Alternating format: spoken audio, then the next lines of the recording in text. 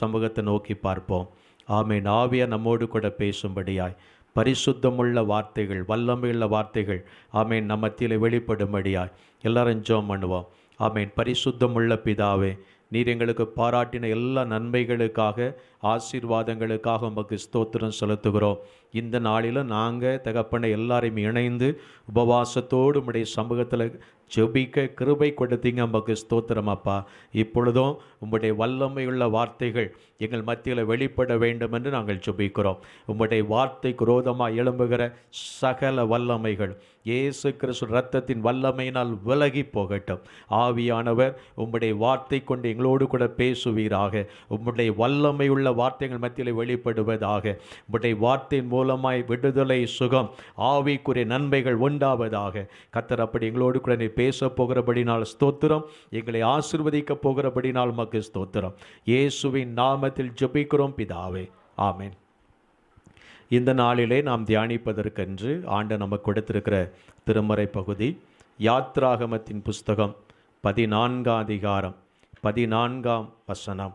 யாத்ராகமத்தின் புஸ்தகம் 14ஆம் அதிகாரம் 14ஆம் வசனத்தை நாம் வாசிக்க கேட்போம். கர்த்தர் உங்களுக்காக யுத்தம் பண்ணுவார், நீங்கள் சும்மா இருப்பீர்கள் என்றான். கர்த்தர் உங்களுக்காக யுத்தம் பண்ணுவார், நீங்கள் சும்மா இருப்பீர்கள். கர்த்தர் உங்களுக்காக யுத்தம் பண்ணுவார். கர்த்தருடைய பிள்ளைகளுக்காக, ஆண்டுடைய பிள்ளைகளுக்காக, ஆண்டுடைய சமூகத்தில் ஜெபிக்கிற தேவ பிள்ளைகளுக்காக, கர்த்தருடைய சமூகத்தில் வந்து கர்த்தரை ஆராதிக்கிற தேவ பிள்ளைகளுக்காக, கர்த்தருடைய ஊழியத்தை செய்கிற தேவ பிள்ளைகளுக்காக கர்த்தர் அவருடைய பட்சத்தில் நின்று ஆண்டவர் யுத்தம் பண்ணுகிறார். ஆமென். அல்லேலூயா. எனவேதான் இன்றைக்கு ஆவியானவர் இந்த வார்த்தையை மீண்டுமாய் ஆண்டவர் அனுப்புகிறார். சகோதரனே, சகோதரியே, உங்கள் வாழ்க்கையில் உங்களோடு கூட இணைந்து போராடுவதற்கு, உங்களோடு கூட இணைந்து செயல்படுவதற்கு எனக்கு யாரும் இல்லையே என்கிற சூழ்நிலையில் ஆவியானவர் தம்முடைய வார்த்தை அனுப்புகிறார். அந்த வார்த்தை என்ன? நான் உன் பட்சத்தில் இருந்து நான் யுத்தம் பண்ணுவேன். ஆண்டவர் உங்கள் பட்சத்தில் நின்று உங்களுக்காக அவர் யுத்தம் பண்ணுவார். ஏனென்று சொன்னால் தேவனுடைய பிள்ளைகளுக்குத்தான் இந்த உலகத்தில் போராட்டங்களும் பிரச்சனைகளும் உண்டு என்று வேதம் சொல்லுகிறார். 2 தீமோத்தேயின் புஸ்தகம் 3ஆம் அதிகாரம் 12ஆம் வசனத்திலே வாசிக்கிறோம். அன்றியும் தேவ பக்தியாய் நடக்க மனதுள்ளவர்கள் யாவரும் துன்பப்படுவார்கள் என்று வேதத்தில் எழுதப்பட்டிருக்கிறார். ஆண்டவருக்காக நான் ஒரு பக்தியாக வாழணும், ஆண்டவருக்காக பரிசுத்தமாக வாழணும், ஆண்டவருக்காக அவருடைய பிள்ளையாக நான் ஜீவிக்கணும்னு சொல்லி நம்ம பிரயாசப்பட்டால் அந்த காரியத்தை செய்ய ஆரம்பிக்கும் போது நமக்கு விரோதமாக பலவிதமான போராட்டங்கள், நமக்கு விரோதமாக பலவிதமான காரியங்கள் நம்மை நெருக்கி வருகிறது. ஆனாலும் அவற்றின் வழியாகத்தான் கடந்து செல்ல வேண்டும் என்பதை ஆண்டவர் வேதத்தில் எழுதி வைத்திருக்கிறார். அப்போஸ்தலர் நடபடியின் புஸ்தகம் 14ஆம் அதிகாரம் 22ஆம் வசனத்திலே வாசிக்கிறோம். நாம் தேவ பிள்ளைகள் அநேக உபத்திரவங்களின் வழியாக தான் தேவனுடைய ராஜ்யத்துக்குள்ள பிரவேசிக்க வேண்டும் என்று வேதம் சொல்லுகிறார். பரலோக ராஜ்யத்தை நோக்கி பயணிக்கிற நாம், பரலோக ராஜ்யத்தை நோக்கி செல்லுகிற நாம் இந்த உலகத்தில் சில போராட்டங்களை, சில துன்பங்களை, சில பிரச்சனைகளை கடந்துதான் பரலோக ராஜ்யத்துக்குள்ளே நாம் நுழைய வேண்டியிருக்கிறது. அதனால தான் இயேசு கிறிஸ்து பிரசங்கம் பண்ணும்போது சொன்னார், இது ஒரு இடுக்கமான ஒரு வாசல், ஒரு நெருக்கமான ஒரு வாசல். இன்றைக்கு உங்கள் வாழ்க்கையில் என் வாழ்க்கைப்படி நெருக்கமான சூழ்நிலை இருக்கிறது. ஒருவேளை என்னுடைய வாழ்க்கை இடுக்கமான ஒரு வாசலை போல இருக்கிறது. எந்த காரியத்தை செய்தாலும் என்னால் முன்னோக்கி செல்ல முடியவில்லை. ஏதோ ஒரு பிரச்சனை எனக்கு முன்பதாக நின்று கொண்டிருக்கிறது. ஏதோ ஒரு காரியம் என்னை வேதனைப்படுத்தி கொண்டிருக்கிறது. ஏதோ ஒரு விதத்தில் எனக்கு விரோதமாக சத்துரு பல காரியங்களை செய்து கொண்டிருக்கிறார் என்று சொல்லி நீங்கள் புலம்பிக் கொண்டிருக்கிறீர்களா? ஆவியானவர் தம்முடைய வார்த்தை உங்களுக்கு அனுப்புகிறார். நான் உனக்காக யுத்தம் பண்ணுவேன்.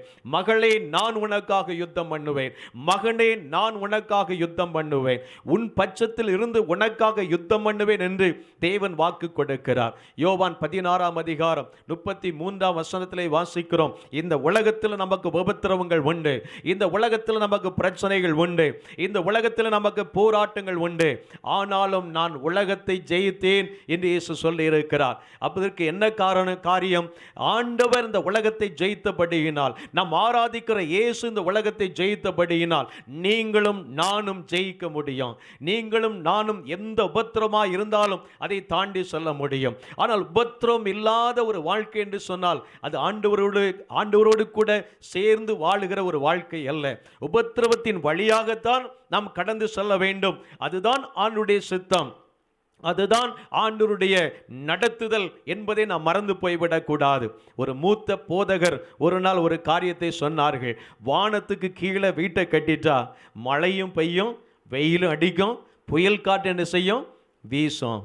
இந்த உலகத்தில் நம்ம வீட்டை கட்டினா எப்படி பலவிதமான இயற்கை காரியங்கள் நம்மை நெருக்குகிறதோ அதே போல இந்த உலகத்திலே வாழுகிற ஒவ்வொரு மனிதனுக்கும் பிரச்சனைகள், போராட்டங்கள் உண்டு. ஆனால் அந்த போராட்டங்கள் எப்படி வரும், அதை எப்படி நாம் மேற்கொள்ள வேண்டும், அதை தேவ பிள்ளைகள் அறிந்து கொள்ள வேண்டும். அதனால தான் ஆண்டவர் பரிசுத்த வேதாகமத்தில் ஆண்டவர் தெளிவாய் எழுதி வைத்திருக்கிறார். நமக்கு ஒரு எதிராளி இருக்கிறான். 1 பேதுருவின் புஸ்தகம் 5ஆம் அதிகாரம் 8ஆம் வசனத்திலே வாசிக்கிறோம். அவன் நமக்கு சத்துருவாய் இருக்கிறான். உங்கள் சத்துருவாகிய எதிராளியாகிய பிசாசானவன் என்று வேதம் சொல்லுகிறது. அவனுக்கும் தேவ பிள்ளைகளுக்கும் ஆதி முதலை பிரச்சனை இருக்கிறது, போராட்டம் இருக்கிறது. ஆதியாகமத்தின் புஸ்தகம் 3ஆம் அதிகாரம் 15ஆம் வசனத்திலேயே தேவனாகிய கர்த்தர் சொன்னார், உனக்கும் உன் வித்துக்கும் அவள் வித்துக்கும் பகையை உண்டாக்குவேன் என்று ஆண்டவர் சொன்னார். அதே போல அந்த உலகத்தில் சத்துருவாகிய பிசாசானவன் எப்படி தேவ பிள்ளைகளை வீழ்த்தலாம், எப்படி தேவ பிள்ளைகளுக்கு விரோதமாக செயல்படலாம், எப்படி ஜெபத்தை தடுக்கலாம், எப்படி ஆவிக்குரிய ஜீவியத்தை தடுக்கலாம், எப்படி ஊழியத்தை தடுக்கலாம் என்று சொல்லி அவன் ஒவ்வொரு நாளும் போராடி கொண்டே இருக்கிறான். எபேசியர் 6ஆம் அதிகாரத்திலே வாசிக்கிறோம், அவன் தினந்தோறும் அக்னியாஸ்திரங்களை எய்து கொண்டே இருக்கிறான் என்று வேதம் சொல்லுகிறது. ஆனால் அந்த சத்துருவை ஜெயிப்பதற்கு தேவன் ஆவியானவராக நம்மோடு கூட இருந்து நம்மை பலப்படுத்துகிறார்.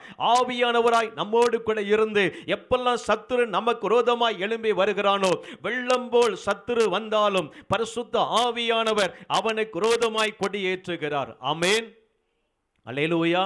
அதுதான் ஆண்டவர் தருகிற வெற்றி, ஆண்டவர் தருகிற ஜெயம். எனக்கன்பான தேவனுடைய பிள்ளைகளை, அது மாத்திரமல்ல, சத்ருவாகிய பிசாசானவன் உலகத்தின் மக்கள் உலகத்தின் மூலமாய் சில காரியங்களை நமக்கு விரோதமாய் கொண்டு வருகிறான். இந்த உலகம் நம்மை பகைக்கிறது, இந்த உலகம் தேவ பிள்ளைகளை பகைக்கிறது, உலகம் ஜெபிக்கிற மக்களை பகைக்கிறது, உலகம் கர்த்தருடைய ஊழியத்தை செய்கிற தேவ பிள்ளைகளை பகைக்கிறது. இயேசு கிறிஸ்து ஊழியம் செய்த நாட்களிலே சொன்னார், யோவான் 15ஆம் அதிகாரம் 15ஆம் வசனத்தில் ஆண்டவர் சொல்லும் பொழுது, இந்த உலகம் உங்களை என்ன செய்யும், பகைக்கும். காரணம் என்ன? அது என்னை பகைத்தது. நாம் இந்த உலகத்துக்குரியவர்கள் அல்ல, நாம் பரலோகராஜ்யத்துக்குரியவர்கள். எனவே தான் உலகம் நம்மை பகைக்கிறது என்று சொல்லி ஆண்டவர் எழுதி வைத்திருக்கிறார். ஒன்று பிசாசு, இந்த உலகத்தில் சத்ருவாகிய பிசாசானவன் உலக மனிதர்கள் மூலமாய் நமக்குள்ளே பிரச்சனைகளை கொண்டு வரவன் போராடுவான். ரோமர் 8ஆம் அதிகாரம் 7ஆம் 8ஆம் வசனங்களில் வாசிக்கும் பொழுது, அவர் மாம்சத்தை தூண்டி மாம்சத்தின் மூலமாய் சில பிரச்சனைகளை கொண்டு வந்து, சில போராட்டங்களை கொண்டு வந்து நமக்குள்ளே இருக்கிற ஆவிக்குரிய ஜீவியத்தை தடுக்க, நம்முடைய பரிசுத்தத்தை தடுக்க அவன் போராடுவான். ஆனால் ஆவியானவர் சொல்லுகிறார், மகனே, உன் பட்சத்தில் நின்று நான் உனக்காக யுத்தம் பண்ணுவேன். மகளே, உன் பட்சத்தில் நின்று நான் உனக்காக யுத்தம் பண்ணுவேன். நீ பரிசுத்தமாய் வாழ்வதற்கு உன் பட்சத்தில் நின்று நான் சத்ருவோடு கூட போராடுவேன் என்று தேவன் வாக்கு கொடுக்கிறார். அவர் நமக்காக யுத்தம் பண்ணுகிற தேவன். உபாகமத்தின் புஸ்தகம் 20ஆம் அதிகாரம் 4ஆம் வசனத்தை வாசித்து பாருங்கள். அங்கே வேத வசனம் சொல்லுகிறது, அவர் சத்துருக்களோடு கூட யுத்தம் பண்ணும்படி வேதத்திலே வாசிக்கிறோம், அவர் நம்ம கூட வருகிறாராம். அவர் நம்ம கூட வருகிற தேவன். ஆமென். சத்துருக்களோடு கூட யுத்தம் பண்ணும்படி அவர் நம்ம கூட வருகிறார். அவர் நம்மோடு கூட இருக்கிறார். எங்க போனாலும் என்ன நடந்தாலும் அந்த சூழ்நிலையில ஆவியான நம்மோடு கூட இருக்கிறார் என்பதை மறந்து போகாதிருங்கள். ஒருவேளை இந்த இக்கட்டான சூழ்நிலையில, நெருக்கமான சூழ்நிலைகளில் பாடுகளை நீங்கள் கடந்து வரும்போது, பிரச்சனைகளை கடந்து வரும்போது, எனக்கு ஒருவரும் இல்லையே என்று சொல்லி நீங்கள் எண்ணிக்கொண்டிருக்கலாம். ஆவியானவங்களோடு கூட இருக்கிறார். பரிசுத்த ஆவியானவங்களோடு கூட இருக்கிறார். அவர் உங்க கூட வந்து சத்துருகளோடு கூட அவர் யுத்தம் பண்ணுவார். அது மாத்திரமல்ல, உபாகமத்தின் புஸ்தகம் 1ஆம் அதிகாரம் 30ஆம் வசனத்தை வாசித்து பாருங்கள். உபாகமத்தின் புஸ்தகம் 1ஆம் அதிகாரம் 30ஆம் வசனம் வாசிக்க கேட்போம். உங்களுக்கு முன் செல்லும் உங்கள் தேவனாகிய கர்த்தர் உங்களுக்கு முன் செல்லும் உங்கள் தேவனாகிய கர்த்தர் எகிப்தில் உங்களோடு இருந்து உங்கள் கண்களுக்கு முன்பாக செய்ததெல்லாவற்றைப் போலவும் வனாந்தரத்தில் செய்து வந்தது போலவும் உங்களுக்காக யுத்தம் பண்ணுவார். உங்களுக்காக யுத்தம் பண்ணுவார். இங்கே நாம் பார்க்கிறோம், ஆண்டவராகிய கர்த்தர், நாம் ஆராதிக்கிற தேவன் எங்க போறாரு? நமக்கு முன்னால. ஆமென் சொல்லுங்க. அல்லேலூயா. அப்ப யுத்தத்துல முன்னால நிற்கிறதா யாரு? தளபதி. ஆமென். ஆண்டவர் தான் இந்த யுத்தத்துல நமக்கு தளபதியாய் முன்னால நிற்கிறார். ஆமென் சொல்லுங்க. அப்போ ஒரு வழியாய் உனக்கு எதிராய் புறப்பட்டு வருவார்கள், 7 வழியாய் உனக்கு முன்பாக ஓடி போவார்கள். ஒரு சொல்லுங்களேன். அல்லேலூயா. அதான் ஆண்டவர் செய்கிற காரியம். அவர் தளபதியா முன்னால போறதுனால அவர் யுத்தத்திலே நமக்காக யுத்தத்தில் களத்தில் நின்று நமக்காக அவர் போராடி நமக்கு ஜெயத்தை கொடுக்கிறார். யாத்ராகமத்தின் புஸ்தகம் 15ஆம் அதிகாரம் 3ஆம் வசனத்திலே வாசிக்கிறோம், கர்த்தரே யுத்தத்தில் வல்லவர். ஆமென். அவர் முன்னால நிற்கிறதுனால ஒரு நாள் நமக்கு தோல்வி இல்லை. அவர் யுத்தத்திலே வல்லவர், யுத்தத்திலே ஜெயம் கொடுக்கிற தேவன். இன்றைக்கு உங்க வாழ்க்கையிலே தேவன் ஜெயம் கொடுப்பார். உங்க வாழ்க்கையில என்னென்ன காரியத்தில் பிசாசு உங்களோடு கூட போராடி கொண்டிருக்கிறானோ அந்த காரியத்தில் ஜெயம் கொடுப்பதற்கு ஆவியானவர் வல்லமை உள்ளவராய் இருக்கிறார். உங்க காரியத்தில் உங்களோடு கூட உங்க பட்சத்தில் நின்று யுத்தம் பண்ணி உங்களுக்கு ஜெயத்தை பெற்றுக் கொடுப்பதற்காக தேவன் தம்முடைய வல்லமை அனுப்ப அவர் ஆயத்தம் உள்ளவராய் இருக்கிறார். யோசுவாவின் காலத்தில் பார்க்கிறோம். யோசுவாவின் புஸ்தகம் 10ஆம் அதிகாரம் 14ஆம் வசனத்திலே வாசித்தால், சத்துருக்கள் மேல தேவன் கற்களை விழ பண்ணினார். ஆமென். அல்லேலூயா. ஆண்டவர் யுத்தம் பண்ணுகிற விதம் வேதத்தில் எழுதப்பட்டிருக்கிறது. அவர் கற்களை விழ பண்ணினார், சத்துருக்கள் மேல கற்களை விழ பண்ணினார். அதை பார்த்து ஜனங்கள் சொன்னார்கள், இஸ்ரவேல் ஜனங்களுக்காக தேவன் யுத்தம் பண்ணுகிறார் என்பதை அறிந்து கொண்டார்கள். ஆண்டவர் யுத்தம் பண்ணுகிறார் என்பதை அறிந்து கொண்டார்கள். எப்படி? ஆண்டவர் சத்துருக்கள் மீது கற்களை விழும்படி ஆண்டவர் பண்ணினார். கல் மழை அங்கே கடந்து வந்தது என்று வேதத்தில் எழுதப்பட்டிருக்கிறது. யாத்ராகமத்தின் புஸ்தகம் 23ஆம் அதிகாரம் 22ஆம் வசனத்தில் ஆண்டவர் எழுதி வைத்திருக்கிறார். தேவ பிள்ளைகளுக்கென்று ஆண்டவர் ஒரு வார்த்தை எழுதி வைத்திருக்கிறார். உனக்கு யார் சத்துருக்களாக இருக்கிறாங்களோ அவர்கள் எனக்கும் சத்துருக்களாக இருக்கிறார்கள். சத்துருவுக்கு சத்ருவாயும் விரோதிக்கிறவர்களுக்கு இருப்பேன். எனக்கு அன்பானதினுடைய பிள்ளைகளை, ஆண்டவர் சத்துருக்களுக்குரிய பிரதிபலனை கொடுக்கிற தேவன். நாகும் தீர்க்க தரிசன புஸ்தகம் 1ஆம் அதிகாரம் 2ஆம் வசனம் சொல்லுகிறது, நான் சத்துருக்களுக்குரிய பிரதிபலனை கொடுக்கிறேன் என்று கர்த்தர் இங்கே எழுதி வைத்திருக்கிறார். உங்களுக்கு விரோதமா ஒரு நாள், ஒரு மாதம் அல்லது ஒரு வருஷம் அல்லது பல நாட்கள் இப்படி சத்துரு பலவிதமான காரியங்களை செய்து கொண்டிருக்கலாம். ஆண்டவர் யுத்தத்தில் பராக்கிரமுள்ள கர்த்தர். ஆமென். சங்கீதம் 24 வாசிக்கிறோம், அவர் யுத்தத்தில் பராக்கிரமுள்ள கர்த்தராமே. 8ஆம் வசனம் அப்படி சொல்லுகிறது, அவர் யுத்தத்திலே வல்லவர், யுத்தத்திலே பராக்கிரமுள்ள கர்த்தர். தேவன் தம்முடைய வல்லமை விளங்க பண்ணுவார். தேவன் தம்முடைய வல்லமை விளங்க பண்ணுவார். சத்துருக்கள் மீது தம்முடைய வல்லமை அவர் விளங்க பண்ணுவார். யோசுவாவின் புஸ்தகம் 10ஆம் அதிகாரம் 11ஆம் வசனத்தில் நான் வாசிக்கும் பொழுது, அங்கே நான் வாசிக்கிறோம், யோசுவாவின் புஸ்தகம் 10ஆம் அதிகாரம் 11ஆம் வசனத்தில் கர்த்தர் இஸ்ரவேலுக்காக தம்முடைய வைராக்கியத்தை காண்பிக்கிறத நம்ம பார்க்கிறோம். இஸ்ரவேலுக்காக வைராக்கியம் காண்பிக்கிறார். இன்றைக்கு உங்களுக்கு விரோதமாக எந்த சத்துரு எழுமை வந்தாலும் கர்த்தர் உங்கள் பட்சத்தில் நின்று உங்களுக்காக ஒரு வைராக்கியம் காண்பிக்கிற தேவன். ஆமென். அல்லேலூயா. சத்துரு வரும்போது வெள்ளம் போல வருவான், ஆனால் ஓடும்போது எப்படி ஓடுவான் தெரியுமா? 2 சாமுவேலின் புஸ்தகம் 5ஆம் அதிகாரம் 20ஆம் வசனம் சொல்லுகிறது, தண்ணீர் உடைந்தோடுகிறது போல சத்துருக்கள் என்ன செய்வார்களாம்? ஓடுவார்கள். தண்ணீர் உடைந்தோடுகிறது போல. எப்படி தண்ணீர் வெள்ளம் உடைந்து ஓடுகிறதோ அதே போல சத்துருக்களை சிதறடிக்க பண்ணும்படி தேவன் தம்முடைய வல்லமை அனுப்புவார். எனக்கு அன்பான தேவனுடைய பிள்ளைகளை, ஜெபிக்கிற தெய்வ பிள்ளைகளுக்காக, கர்த்தரை ஆராதிக்கிற தெய்வ பிள்ளைகளுக்காக கர்த்தர் வைராக்கியம் பாராட்டுகிறார் என்பதை வேதம் காண்பிக்கிறது. ஒருவேளை நீங்கள் ஊழியம் செய்து கொண்டிருக்கலாம், ஊழியத்தில் பலவிதமான நெருக்கங்கள், போராட்டங்கள், பிரச்சனைகள் உங்கள் முன்பதாக நின்று கொண்டிருக்கலாம். கர்த்தர் உங்களுக்காக யுத்தம் பண்ணுவார். வேதத்தில் எழுதப்பட்டிருக்கிறது. 1 ராஜாக்களின் புஸ்தகம் 13ஆம் அதிகாரம் 4ஆம் வசனத்தில் ஒரு சம்பவத்தை நாம் பார்க்கிறோம். தேவ பிள்ளைகளுக்கு விரோதமாக ஆமென் கையை நீட்டின ஒரு மனிதனுடைய கை மரத்து போயிற்று என்று வேதத்தில் எழுதப்பட்டிருக்கிறது. தேவன் தம்முடைய பிள்ளைகளுக்காக வைராக்கியம் பாராட்டுகிறார். தம்முடைய பிள்ளைகளுக்காக யுத்தம் பண்ணுகிற தேவன். 2 காரியம் நடக்கும். ஒன்று, ஏசாயா 54ஆம் அதிகாரம் 15ஆம் வசனத்திலே வாசிக்கிறோம். யார் உனக்கு விரோதமாய் கூட்டம் கொடுக்கிறார்களோ அவர்கள் உன் பட்சத்திலே வருவார்கள். ஒன்று, ஆண்டவர்களுக்கு உணர்வை கொடுத்து அவர்களுக்கு காரியத்தை விளங்க பண்ணி தேவன் உங்கள் பட்சத்திலே கொண்டு வருவார். இல்லாவிட்டால் ஏசாயா 41:11-12 சொல்லுகிறது, உன்னோடு கூட போராடினவர்களை தேடியும் காணாதிருப்பாய், அவர்கள் இல்பொருள் ஆவார்கள், வெட்கப்பட்டு போவார்கள், லட்சை அடைவார்கள் என்று வேதம் சொல்லுகிறது. யார் உங்களுக்கு விரோதமாய் எழும்புகிறார்களோ கர்த்தர் அவர்களோடு கூட யுத்தம் பண்ணும்போது இந்த காரியம் தான் சம்பவிக்கும். ஒன்று, அவர்கள் ரட்சிக்கப்பட்டு ஆண்டுடைய பிள்ளையாய் மாறுவார்கள். ஒன்று, அவர்கள் உணர்வு அடைந்து ஆண்டுடைய பிள்ளையாய் மாறுவார்கள். ஆண்டவரை ஆராதிக்கிறவர்களாய், ஜெபிக்கிறவர்களாய், கர்த்தருடைய ஊழியத்தை செய்கிறவர்களாய் மாறுவார்கள். இல்லாவிட்டால் கர்த்தர் அப்புறப்படுத்தி போடுவார். நாம் என்ன செய்யணும்? தேவ பிள்ளைகள், அதான் வேதம் சொல்லுகிறது. யாத்ராம் 14:14 கர்த்தர் உங்களுக்காக யுத்தம் பண்ணுவார், நீங்க என்ன செய்யணும்?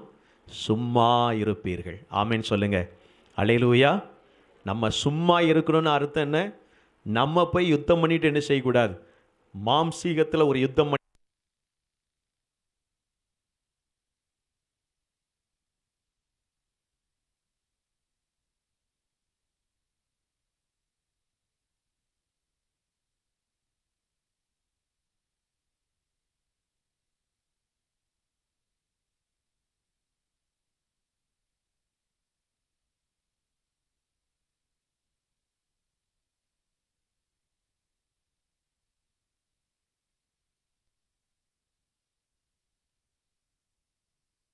படியினால் கர்த்தர் தாவீதுக்கு விசேஷித்த கிருபைகளை ஆண்டவர் என்ன செய்கிறார்? ஆண்டவர் கொடுக்கிறார். சவுல் தனக்கு விரோதமாய் எழும்பி வந்த போதெல்லாம் உடனே தாவீது ஒரு மாம்சீகத்தில் ஒரு முடிவெடுத்து விடவில்லை. ஒருவேளை தாவீது அபிஷேகம் பண்ணப்பட்டு விட்டான், ஆண்டவர் அவனை ராஜாவாக மாற்றப் போகிறார், சவுலுக்கு பதிலாக அவன் ராஜ்யபாரத்தில் வரப்போகிறான் என்பதை ஆண்டவர் தெளிவாய் அங்கே நடத்தினதை, அபிஷேகம் சாமுவேல் மூலமாய் அபிஷேகம் பண்ணிவிட்டதை நாம் பார்க்கிறோம். ஆனால் தாவீது காத்திருக்கிறார். ஆமென். உடனே பழி வாங்கல சவுலை, காத்திருக்கிறார். பழி வாங்குகிற சூழ்நிலைகள் வருகிறது. 26ஆம் அதிகாரத்தை வாசிக்கும் போது, 1 சாமுவேல் 26ஆம் அதிகாரம் 8ஆம் 9ஆம் வசனத்தை வாசிக்கும் பொழுது பழி வாங்குகிற நல்ல சூழ்நிலைகள் அவனுக்கு வருகிறது. ஆனால் வேதம் சொல்லுகிறது, வேண்டாம், அபிஷேகம் பண்ணுவித்தவன் மேலே என் கையை என்ன செய்யக்கூடாது? போடக்கூடாது. அதில் பொறுமையாக இருக்கிறான். எனக்கு அன்பானதினுடைய பிள்ளைகளே, அதனால தான் ஏற்ற காலம் வந்தபோது சவுலின் ராஜ்யபாரம் தள்ளப்பட்டு தாவீது அங்கே உயர்த்தப்படுகிறான். ஆமென். அல்லேலூயா. இன்றைக்கு உங்கள் முன்னால் இருக்கிற உபத்திரவம், போராட்டம், துன்பம் எல்லாம் உங்களுக்கு ஒரு உயர்வுக்காக. ஆமென் சொல்லுங்க. தேவன் இன்னொரு ஸ்தானத்தில் உங்களை கொண்டு போகிறார். தேவன் இன்னொரு பரிமாணத்துக்குள்ளே கொண்டு போகிறார். அதனால தான் சில பிரச்சனைகளை தாண்டி வர வேண்டியது இருக்கிறது. ஆண்டுடைய சமூகத்தில் ஸ்தோத்திரம் பண்ணுங்க. ஆண்டவரே, இந்த பிரச்சனையின் மத்தியில் கர்த்தர் என்னை நடத்துகிறதற்காக நன்றி. கர்த்தர் என் பக்கத்தில் நின்று யுத்தம் பண்ணுகிறதற்காக நன்றி. கர்த்தர் ஒரு நாள் எனக்கு ஜெயத்தை கொடுக்க போகிறதற்காக நன்றி. எனக்கு உயர்வை கட்டிட போகிறதற்காக நன்றி. நீர் என் பட்சத்தில் நின்று காரியங்களை வாய்க்க பண்ண போகிறதற்காக உமக்கு ஸ்தோத்திரம் சொல்லுங்க. இந்த உலகத்தில் சிலர் அப்படி எழும்பிதான் வருவார்கள். பொறாமை நிமித்தமாய் சிலர் நம்மை பகைப்பார்கள். வேதத்தில் எழுதப்பட்டிருக்கிறது, தாவீதை ஒரு மனிதன் பகைத்தான் என்று சொல்லி பார்க்கிறோம். சீமே என்கிற மனிதன் அவன் தூசித்தான் என்று வேதத்தில் எழுதப்பட்டிருக்கிறது. 3 காரியங்கள் அவன் செய்கிறான். அவன் வார்த்தையினாலே தாவீதை தூசிக்கிறான், கற்களை வீசினான் என்று பார்க்கிறோம். அது மாத்திரமல்ல, மண்ணை வாரி என்ன செஞ்சானா? இறைத்தான். இதெல்லாம் அவன் செய்கிறான். என்னென்ன காரியெல்லாம் தாவீது விரோதமாக செய்ய முடியுமோ எல்லாவற்றையும் அவன் செய்கிறான். 2 சாமுவேலின் புஸ்தகம் 16ஆம் அதிகாரத்தில் நம்ம வாசிக்கிறோம். 19ஆம் அதிகாரத்தில் வாசிக்கும் போது தாவீது சரியான சந்தர்ப்பம் வருகிறது. சீமையை அழித்து விடலாமா என்கிற ஒரு சூழ்நிலை வரும்போது தாவீது உடனே அந்த காரியத்தை செய்து விடவில்லை. ஆனால் வேதத்தில் எழுதப்பட்டிருக்கிறது, 1 ராஜாக்களின் புஸ்தகம் 2ஆம் அதிகாரம் கடைசி வசனத்தில் வாசிக்கிறோம், தாவீதுடைய காலத்தில் அல்ல, சாலமோனுடைய காலத்தில் தான் அந்த சீமையினுடைய வாழ்க்கையை கர்த்தர் யுத்தம் பண்ணுகிறார். எனக்கன்பானதினுடைய பிள்ளைகளை, ஆண்டவர் கற்றுத்தருகிற பாடம் என்ன? எந்த உபத்திரவங்கள், எந்த போராட்டம், எந்த துன்பம் மனுஷன் மூலமாக உங்களுக்கு வந்தாலும் நீங்கள் சும்மா இருங்க. நீங்கள் பழி வாங்கக்கூடாது. உபாகமத்தின் புஸ்தகம் 32ஆம் அதிகாரம் 35ஆம் வசனம் சொல்லுகிறது, நீங்கள் பழி வாங்கக்கூடாது. புதிய ஏற்பாட்டின் புஸ்தகத்தில் ரோமர் 12ஆம் அதிகாரம் 19ஆம் வசனத்திலே வாசிக்கிறோம், பழி வாங்குதல் எனக்குரியது, நானே பதில் செய்வேன் என்று கர்த்தர் சொல்லுகிறார். பழி வாங்குதல் எனக்குரியது, நானே பதில் செய்வேன் என்று கர்த்தர் சொல்லுகிறார். பழி வாங்கிறது நம்ம வேலை இல்லை. காரணம், நமக்காக யுத்தம் பண்ணுகிறவர் கர்த்தர். ஆமென் சொல்லுங்களேன். அல்லேலூயா, அல்லேலூயா. ஒன்றை தேவ பிள்ளைகள் எப்பவும் மனசில் வச்சுருக்கணும். எந்த உபத்திரவம், எந்த போராட்டம் வந்தாலும் சரிதான். எரேமியா தீர்க்க தரிசன புஸ்தகம் 15ஆம் அதிகாரம் 20ஆம் 21ஆம் வசனத்தை வாசிங்க. எரேமியா தீர்க்க தரிசன புஸ்தகம் 15ஆம் அதிகாரம் 20, 21. உன்னை இந்த ஜனத்துக்கு எதிராய்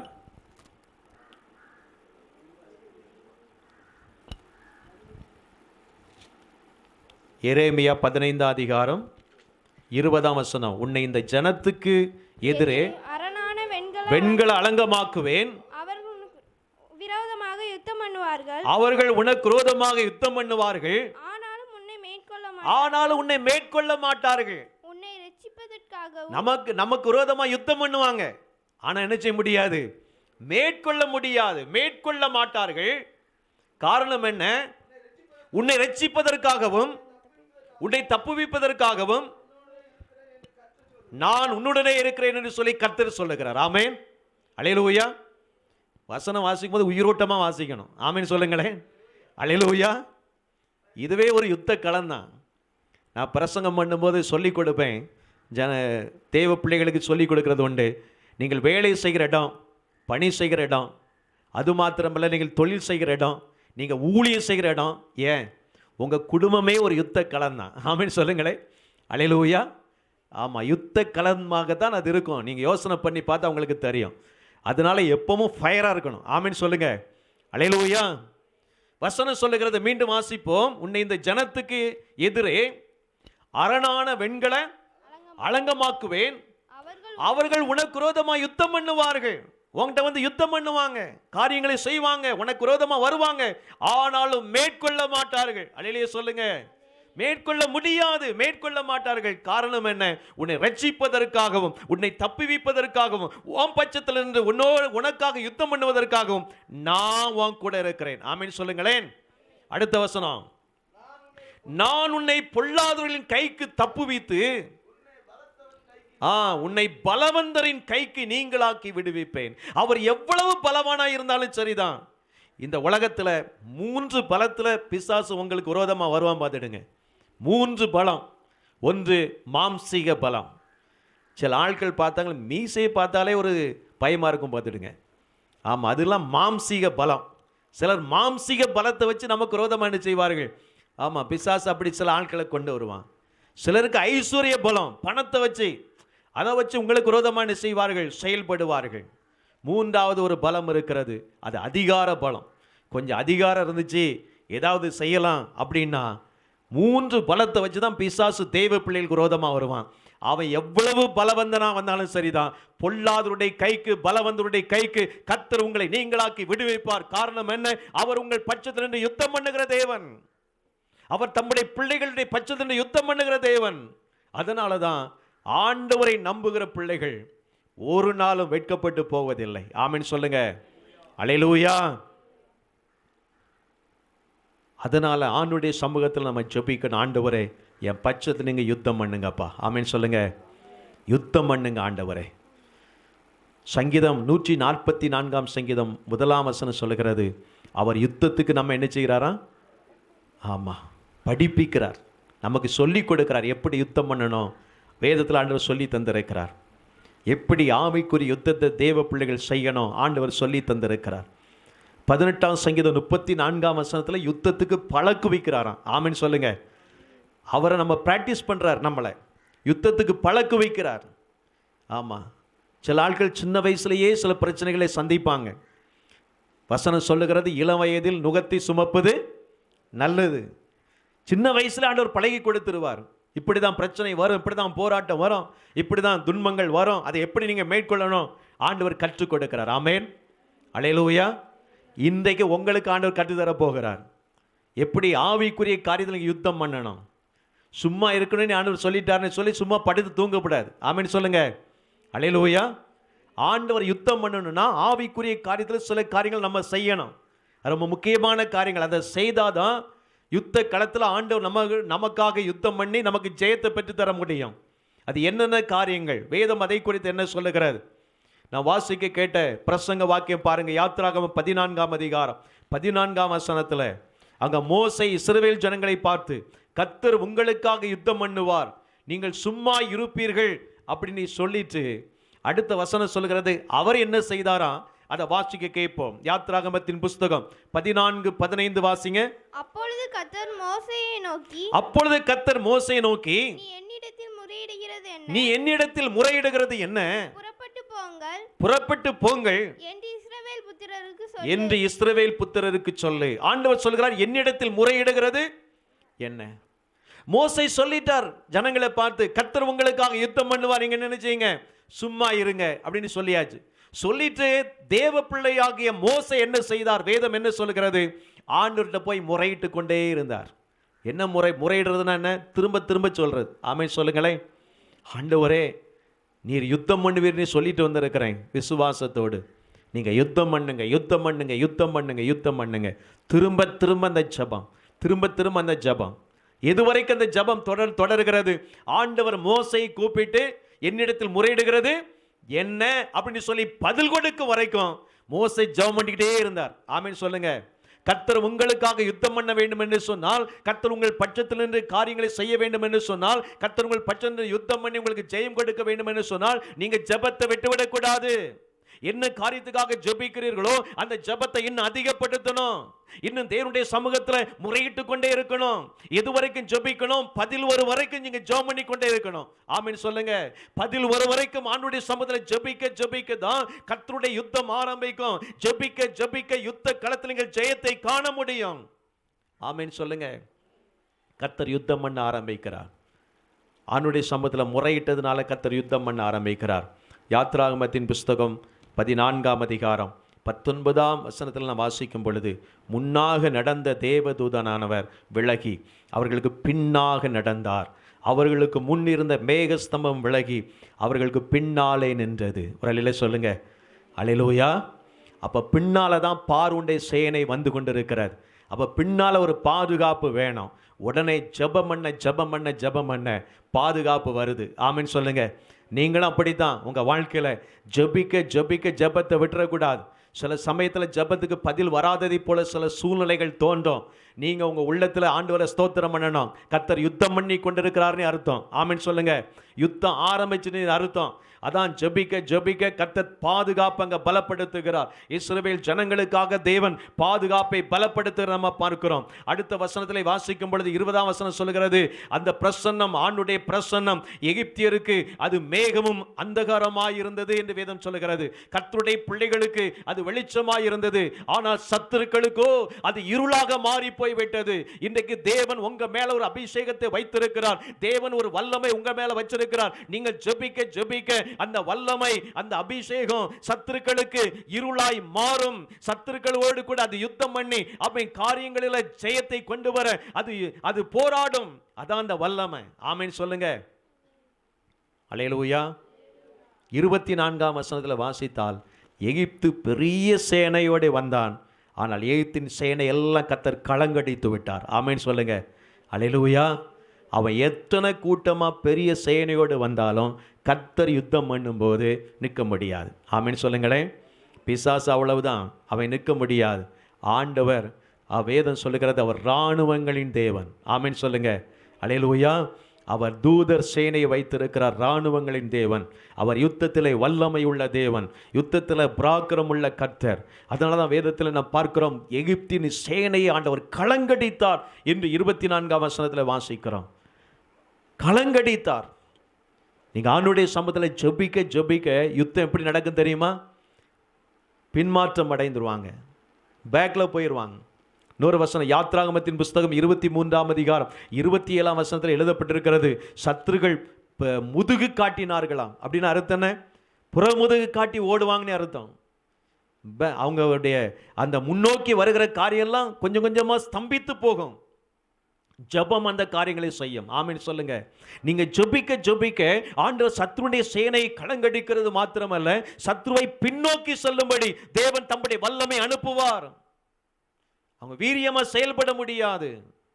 தேவன் அதை மட்டுப்படுத்தி விடுவார். தேவன் சத்ருடைய வல்லமைகளை மட்டுப்படுத்தி விடுவார். உன்னை ஜெபம் அந்த வல்லமை அனுப்பும், அந்த வல்லமையை செயல்பட வைக்கும். அதனாலதான் ஜெபம், ஜெபிக்கணும். பலவிதமான ஜெபங்கள் வேதத்தில் எழுதப்பட்டிருக்கிறதுல ஒன்று போராட்ட ஜெபம். ஆமென். பவுல் சொல்லுகிறார், நான் ஜெபத்தில் போராடுவதை போல நீங்களும் போராடுங்க. அப்போ ஒரு போராட்ட ஜெபம், ஒரு ஜெபம் என்ன செய்து இருக்கு, யுத்த ஜெபம் ஒரு ஜெபம் இருக்கு. குடும்பத்துக்காக ஜெபிக்கும் போது, பிள்ளைகளுக்காக ஜெபிக்கும் போது, ஊழியத்துக்காக ஜெபிக்கும் போது அந்த யுத்த ஜெபத்தை கட்டாயம் நம்ம செய்யணும். காரணம், நமக்கு விரோதமாக சத்துரு பல காரியங்களை செய்து கொண்டே இருக்கிறான். யுத்த ஜெபம் ரொம்ப அவசியம். யுத்த ஜெபம் ஜெபிக்க ஜெபிக்க தான் கர்த்தர் யுத்த களத்தில் நமக்காக நின்று ஆண்டவர் யுத்தம் பண்ணுவார். ஆமென் சொல்லுங்க.